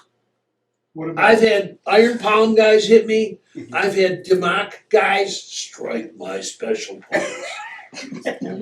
They're full of shit. It's just another one of those things that somebody could say they do and they can't. What about pressure point fight? Not George Dillman stuff. But Well, I have two of George Dillman guys bought my Neigong program. Ah, I don't know them. They don't call me back afterwards, but they spent $3,450.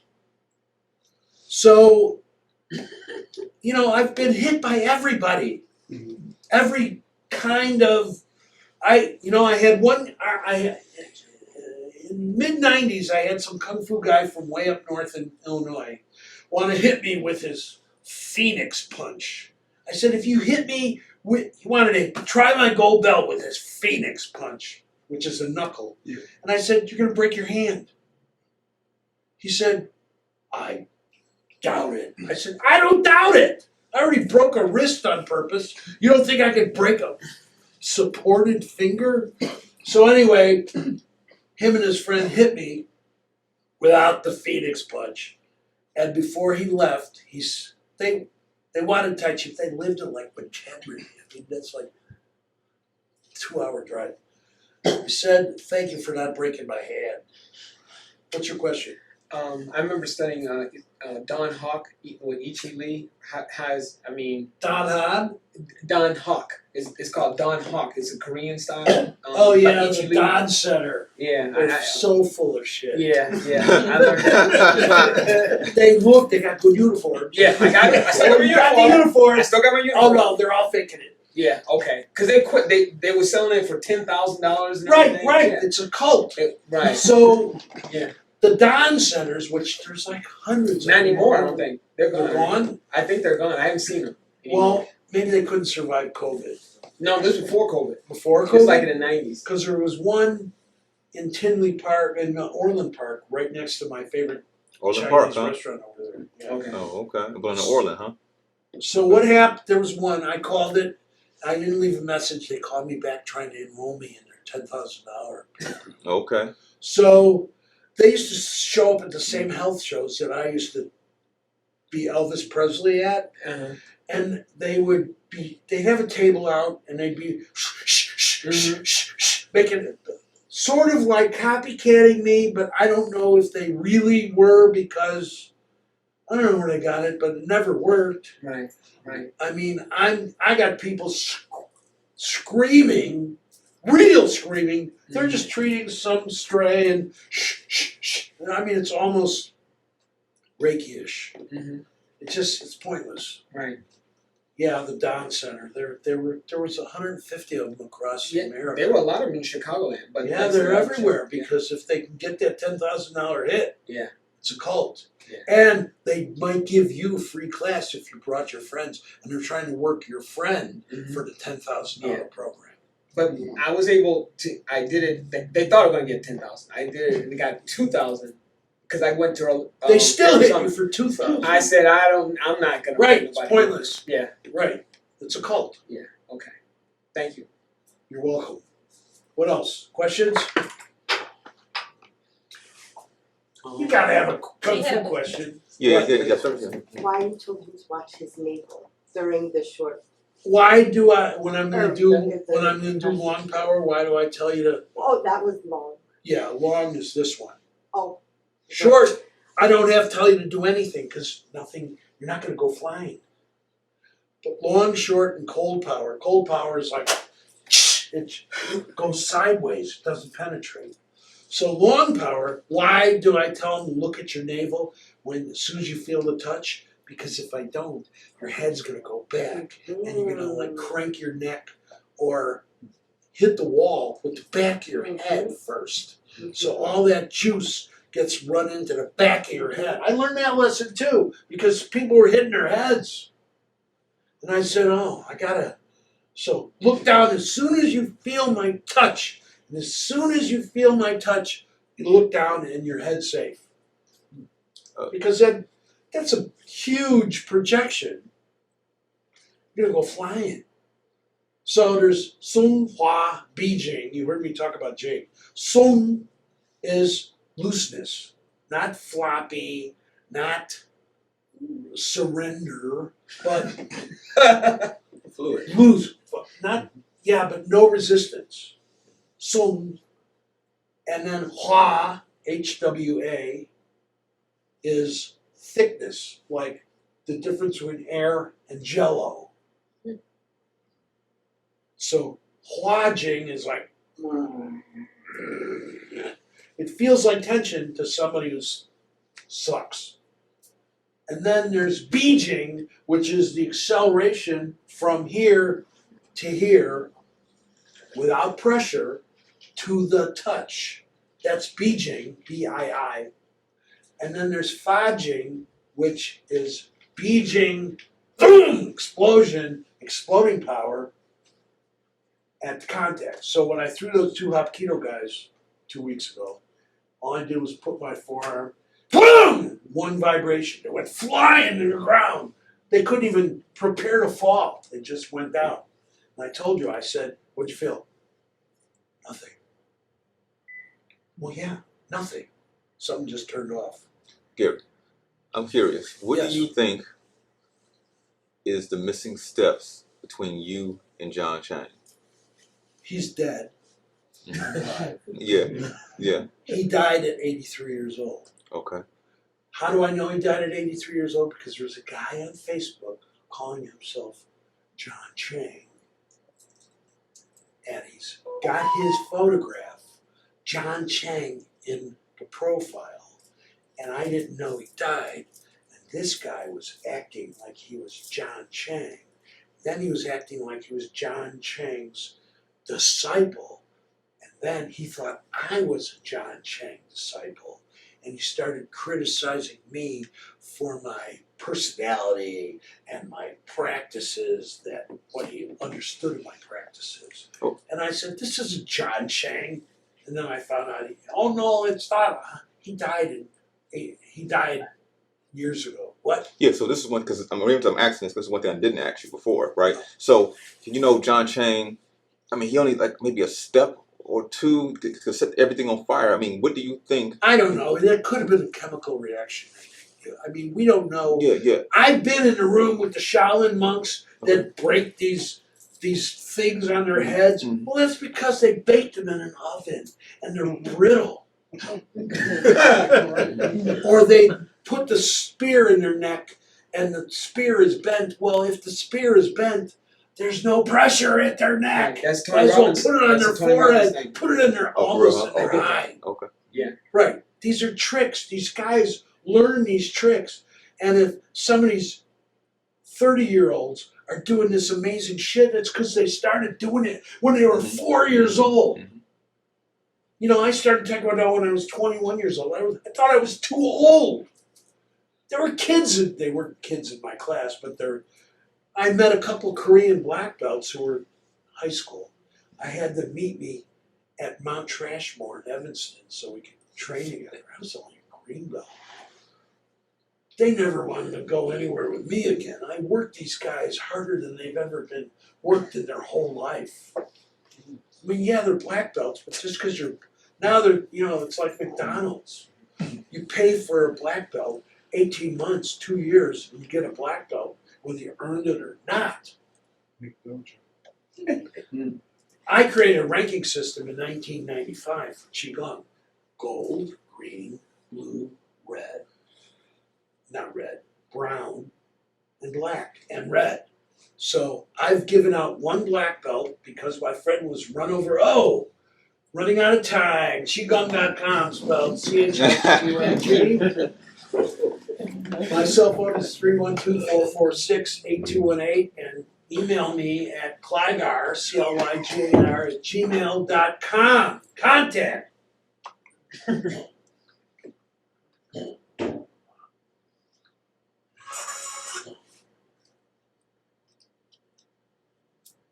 Gary. To be my girlfriend.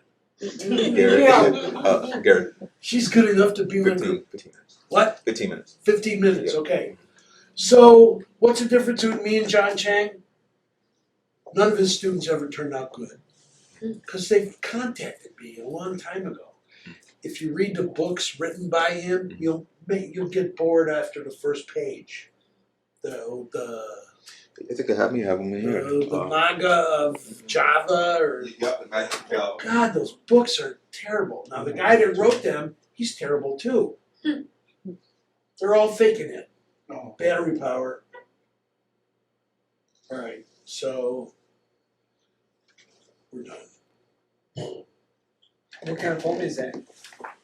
I I got a power pack, so if you need. No, I got batteries with me, so it's all right. So here's one of his books here. Magic All of those Java. videos are gonna be on Okay, my, that's John Chang. He's setting some on fire right there. yeah, which book is that? The Magus of Java. Oh, it was big hardcover with the first time. Yeah. Yeah, well, pass that book around. Yeah. You can-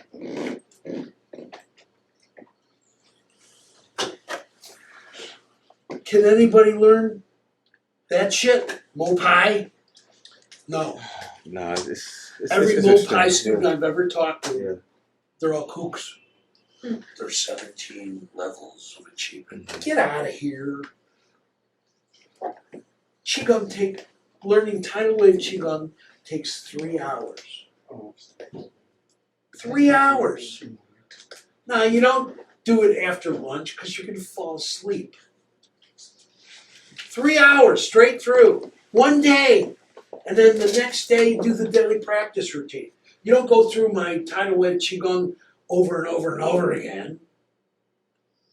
You're not, because I recorded it over and over and over again. If I want you to hear something 3 times, I've explained it 3 times already.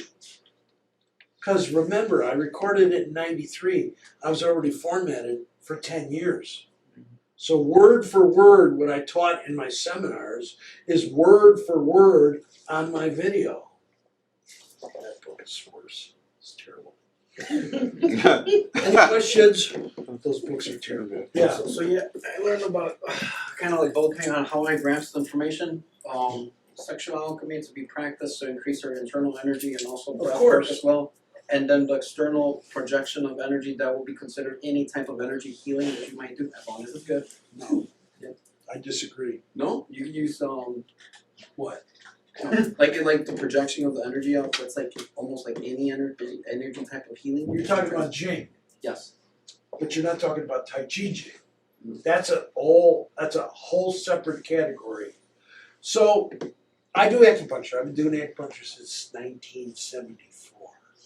I got busted on Channel 7 Eyewitness News in 1985. I treated an agent that was sent in to get me because they were going after acupuncture.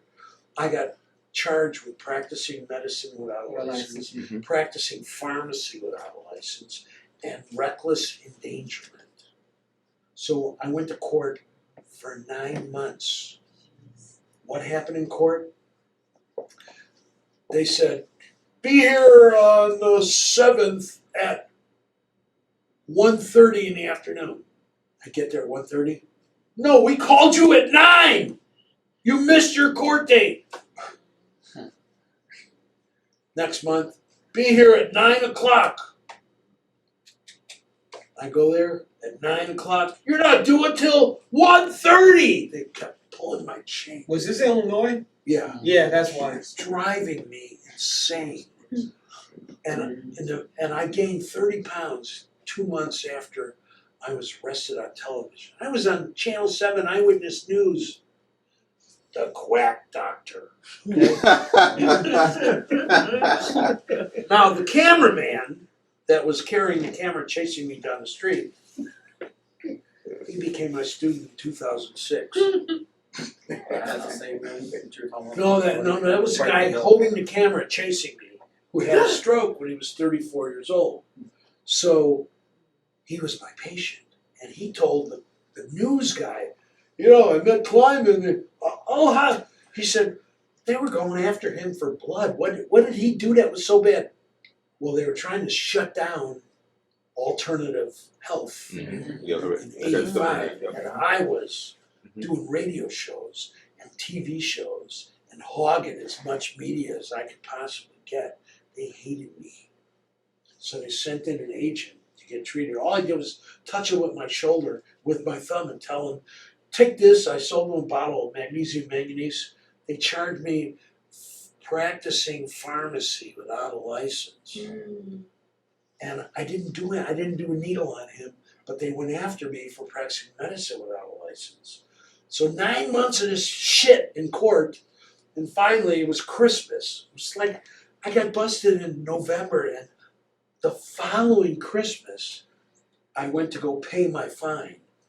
And I knocked on the door. The judge was sitting there. It was Christmas Eve day. He was reading the newspaper. No one's in the courtroom.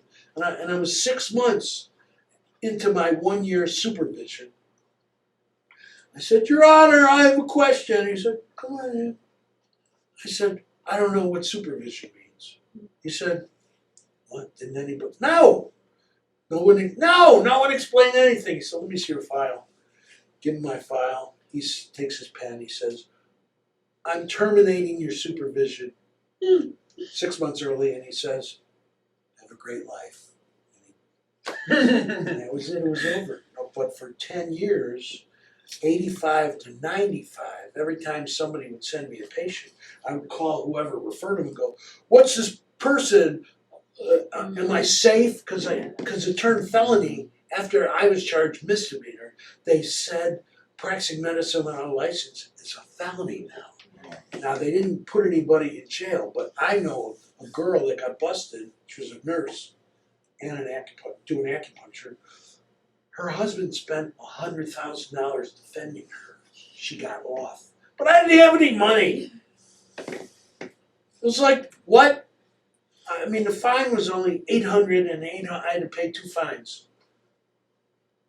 But I snuck around for 10 years. Now, then, when acupuncture became an issue, somebody told me, they're trying to make needles an FDA approved medical device. What? I went to the meeting and I went to the Illinois Acupuncture Association. There were like 4 people there. What's going on here? We need your help. Okay, so I already had the personality, so they said, we need people, we gotta hire lobbyists. There's only 4. I said, okay, give me the list. Stay out of my way. So I started calling phone numbers on the list of acupuncture people. There was no license in Illinois. And I was leaving messages like, yeah, you're gonna go to jail. I mean, I'm scared the shit out of everybody. And at the first meeting after that, 40 people showed up. And who's that guy? Who is that? Everybody was angry. They all wanted to punch me in the nose. And the lobbyists talked, and then the next month, they said, do it again. So I called I was marking down who I was calling and leaving messages, and I did it again. The next meeting came with Stephen Morrill was his name, lobbyist in Springfield. And who's that asshole that was leaving hey, I told him I could do it. And then another 40 people showed up in a small room like this. There's no air in the room. And then I got a phone call from the president of the Illinois Acupuncture Association. She said, stop. I can't take the complaints. Because she's getting shit on for my messages. But the vice president called me and said, I know I'm supposed to tell you to stop doing it, but don't stop. So the next month, I didn't call. And it was back down to 4 people again. And then the president called me and said, okay, I was wrong. Get on him. And I got on him, and we filled the room again, and they hired a lobbyist. And after 2 years of fighting, we got an acupuncture license. But we got a by referral license, where some dentist, chiropractor, MD, or DO had to sign the referral slip, or you couldn't touch them. So at one of the meetings that we had, we did an herb seminar, and I took it. And then we were eating in the restaurant, and everybody, I turned around and I got like 8 people behind me wanting me to treat them in the restaurant. So I said, who's a doctor here? Sign the referral slip. So I had him sign the referral. I wasn't worried about it, but I made a thing out of it. So I treated everybody, all 8. Why not? And then I got smart. I wrote the referral slip, and I had a doctor sign it, and I made copies on a copy machine. So I never had to call up somebody, will you fill out the referral? Well, that was just so horrible. And 2 years after that, the Illinois State Medical Society was pushed by the lobbyist to take the by referral off our acupuncture license because it was a pain in the ass. They didn't want to be connected legally to who they sent the referral, blah, blah.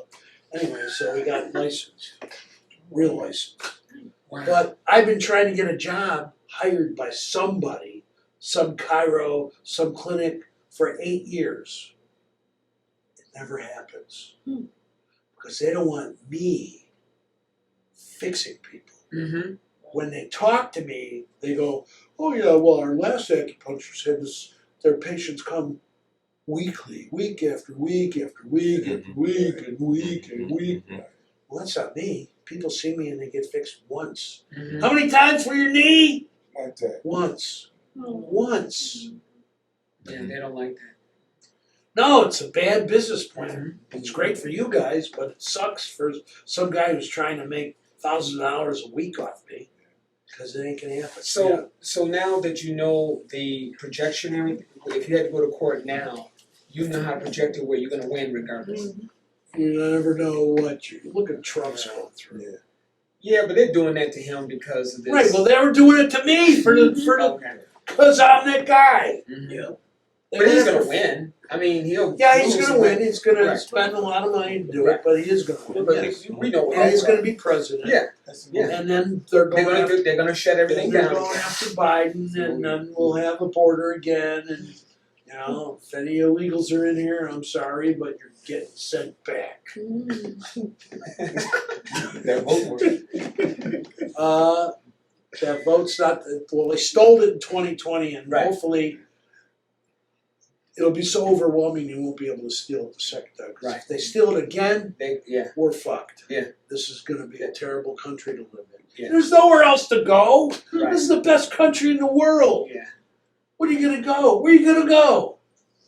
Venezuela? They're coming here. They're coming here. I was gonna say they're coming here. They already did. Yeah. Playing Rome over there. But no, but seriously, you can still like projections. Like you can still do that. Do what?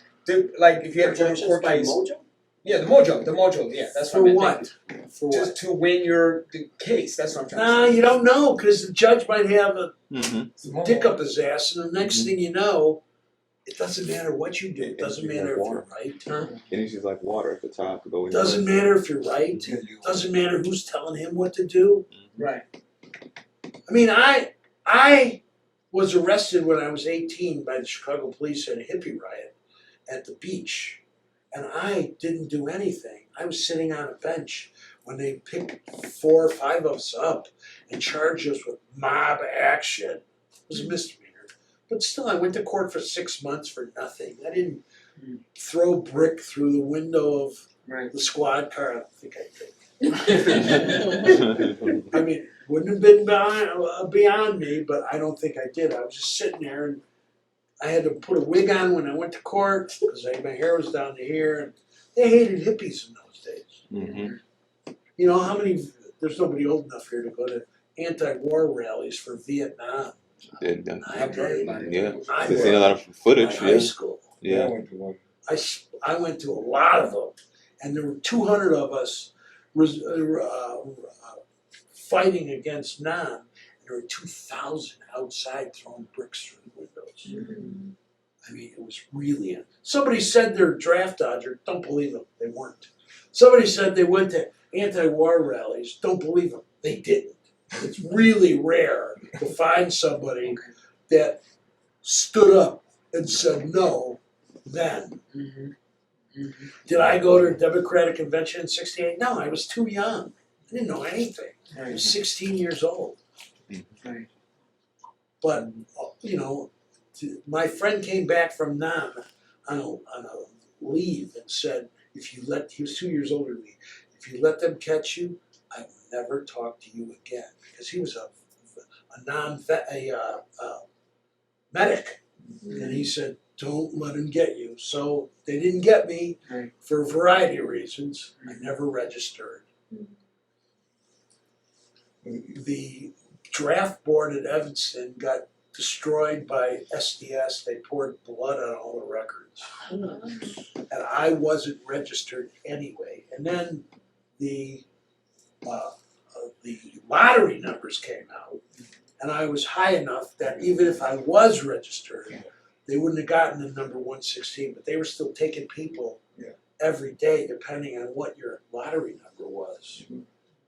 And the shit hit the fan. Things are bad now. Oh, Nam was terrible. Yeah. As you speaking about the same time period, and I lived through that. I'm a few years older than you are, but How old are you? 75.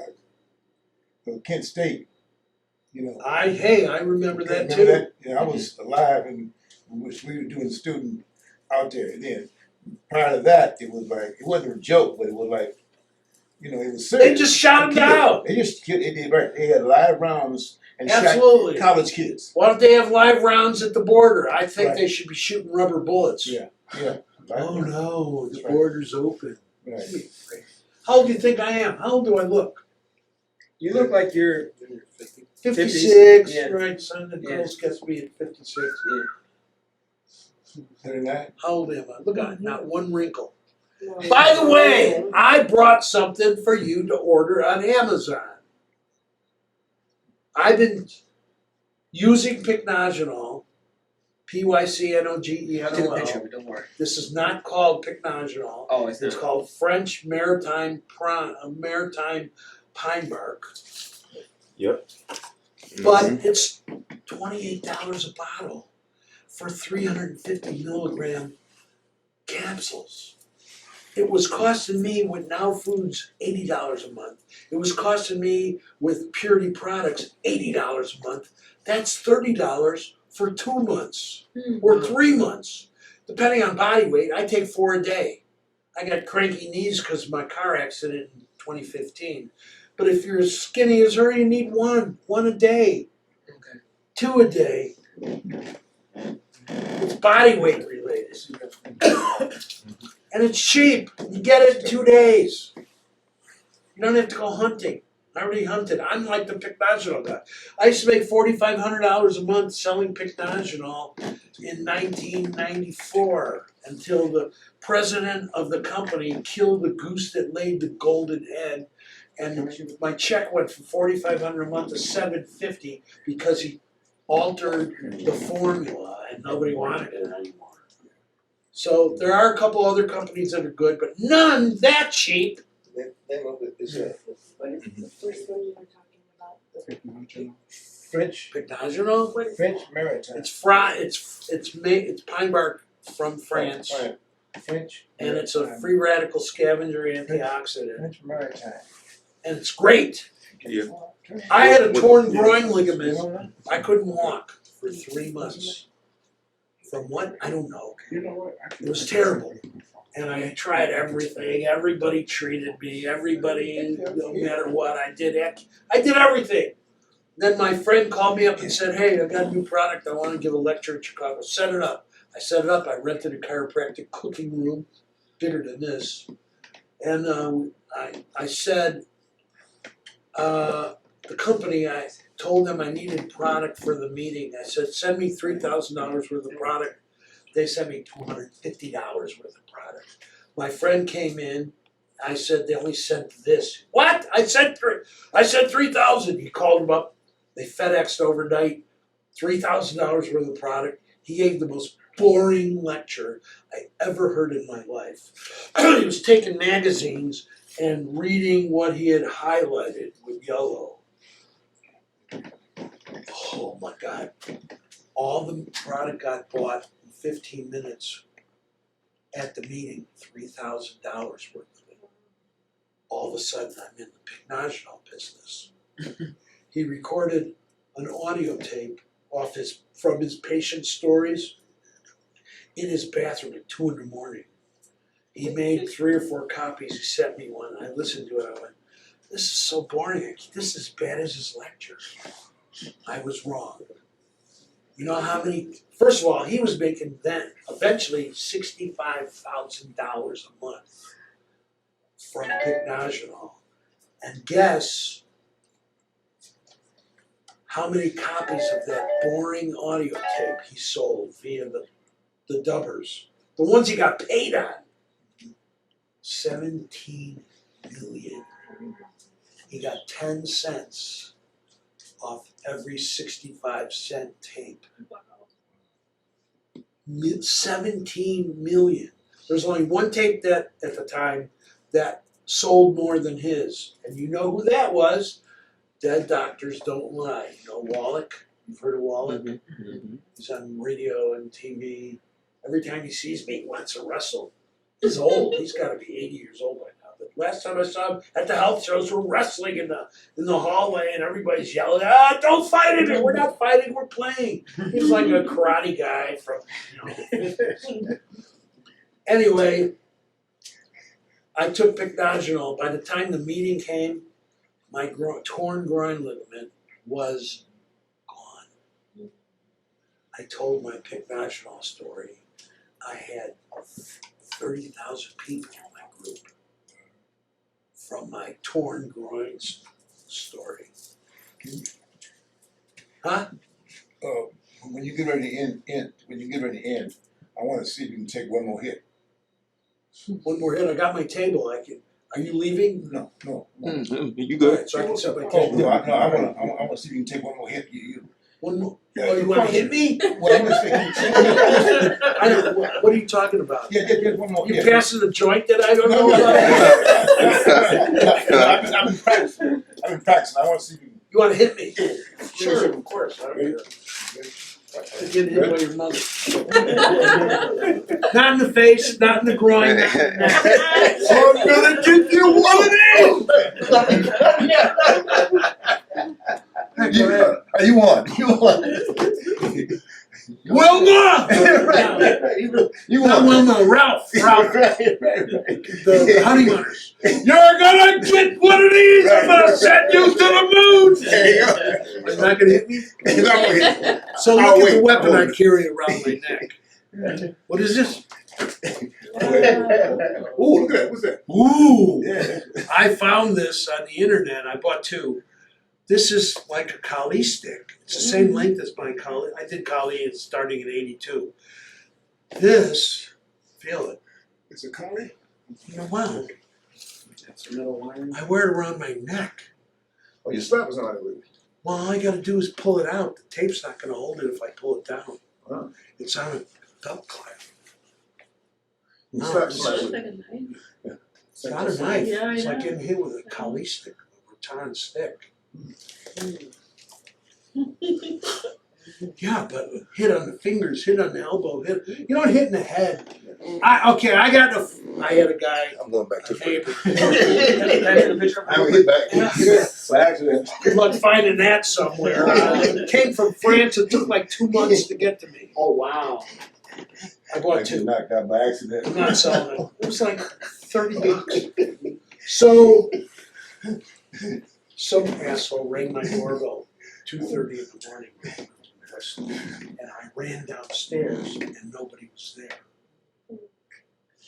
And the next Friday night, some asshole rang my doorbell at 2:30 in the morning, and I ran downstairs, and my neighbor was arguing with this drunk guy in the hallway. So I said, I pushed them apart. Quit fighting! And the drunk hit me in the side of the head.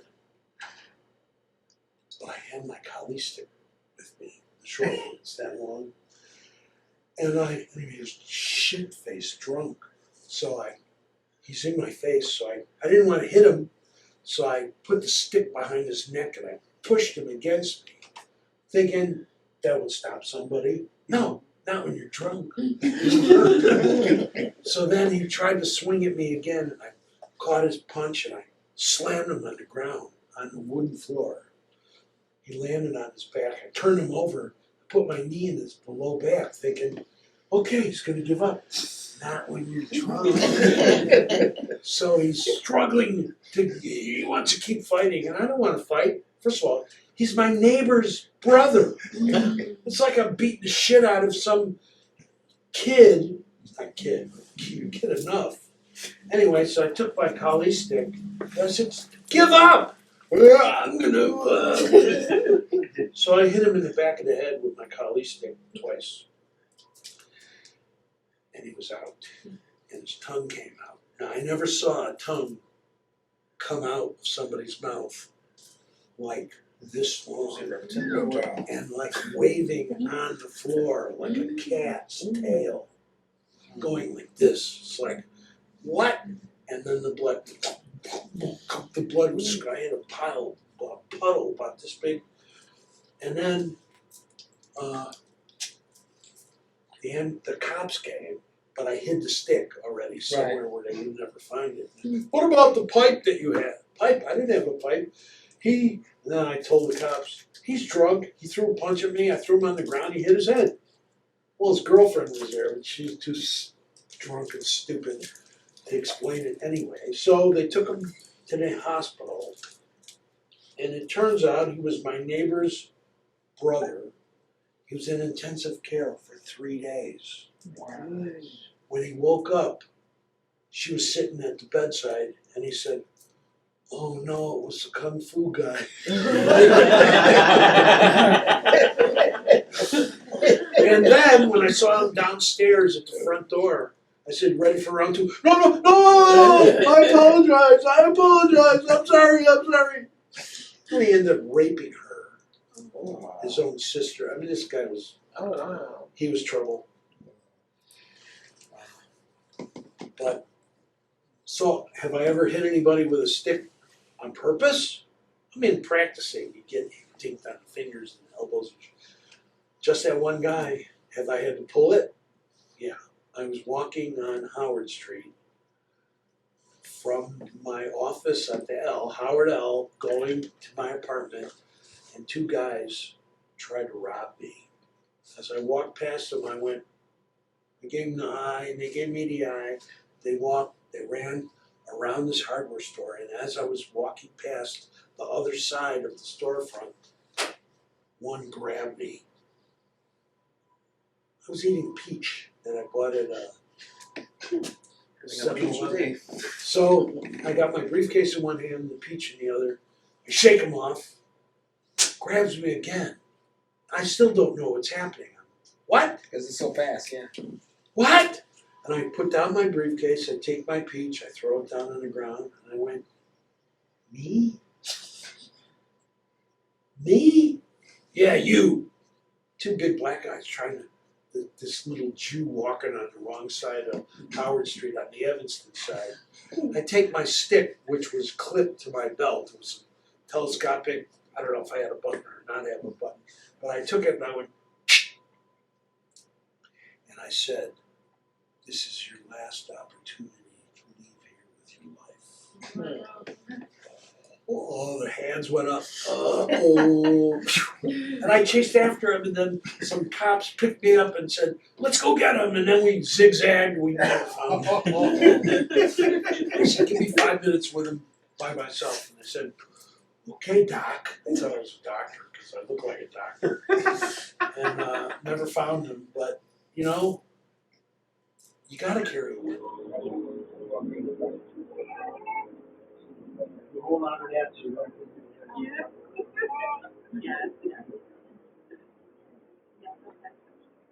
it goes in your mouth, so I don't get spit in my face and get stabbed with it. Tap it 3 times. Put it down, cover your nose. So, you can get your eyes open now. So here.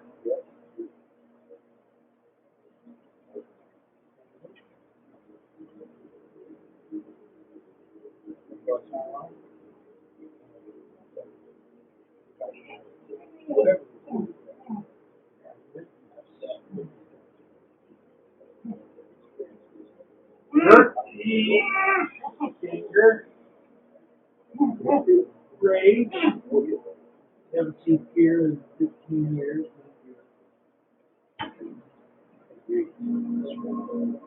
Rope.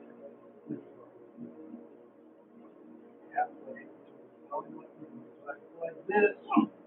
That's so now, what do I do about it?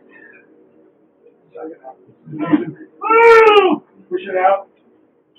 That's not what you want to do. You'll hear it. It'll sound like a coyote now.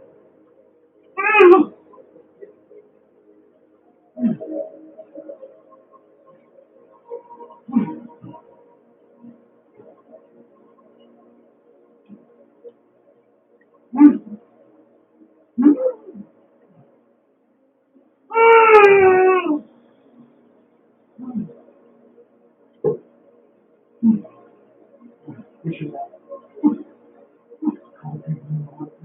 You know how to push it out. Everybody knows how to push it out.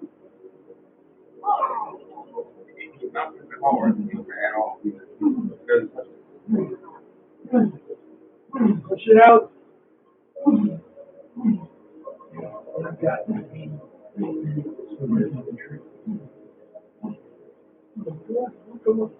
I got 150 videos versus 5 TV shows. Push it out!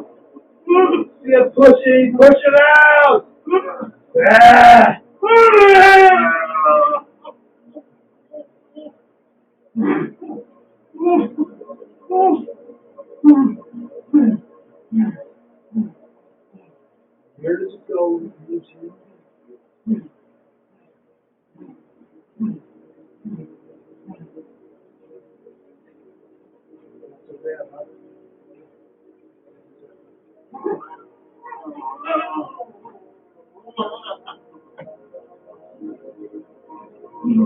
I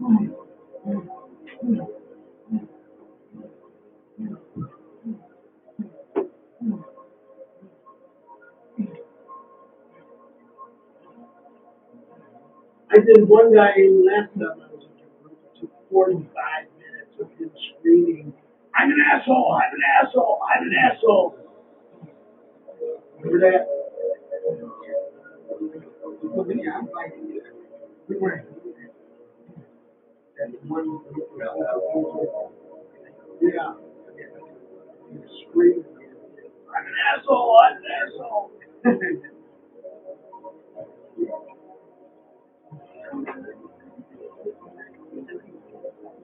That's sounds like a dog pulling on a sock.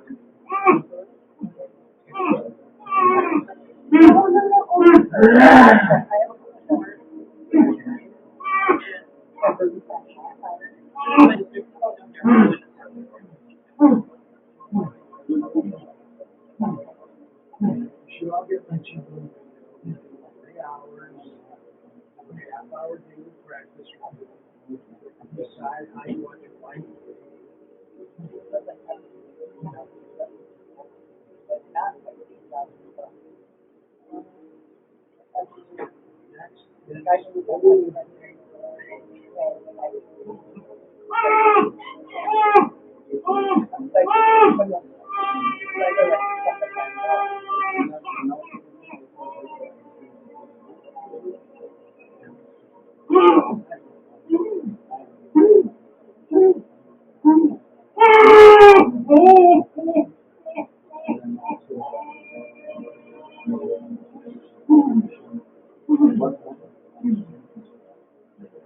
The last guy I gave permission to do the training because he had a couple of real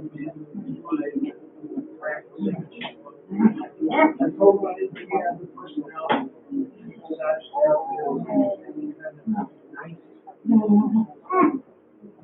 He was working on somebody that angry. He stopped. He referred to me from Ohio because I couldn't understand. Why, like,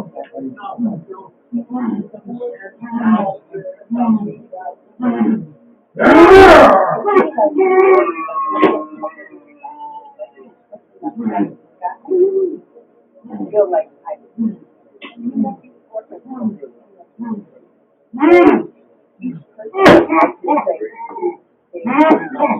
and they have the attributes of them just like older and next, then you need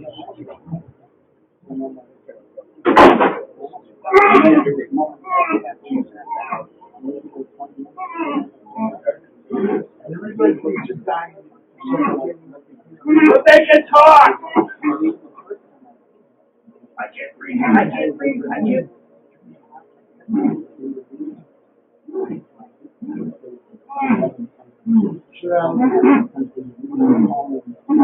Funny is my skirt. Vibrate out. It just, it activates what I've done is I do it again. Push it out.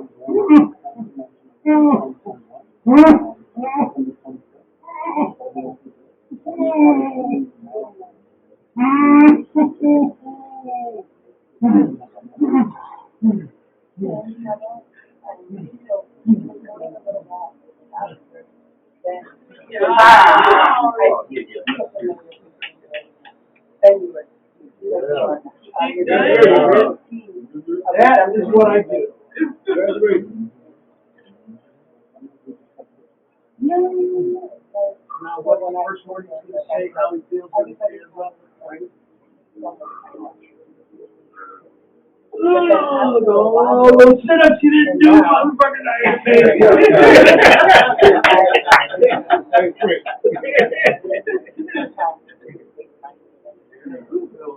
Yeah!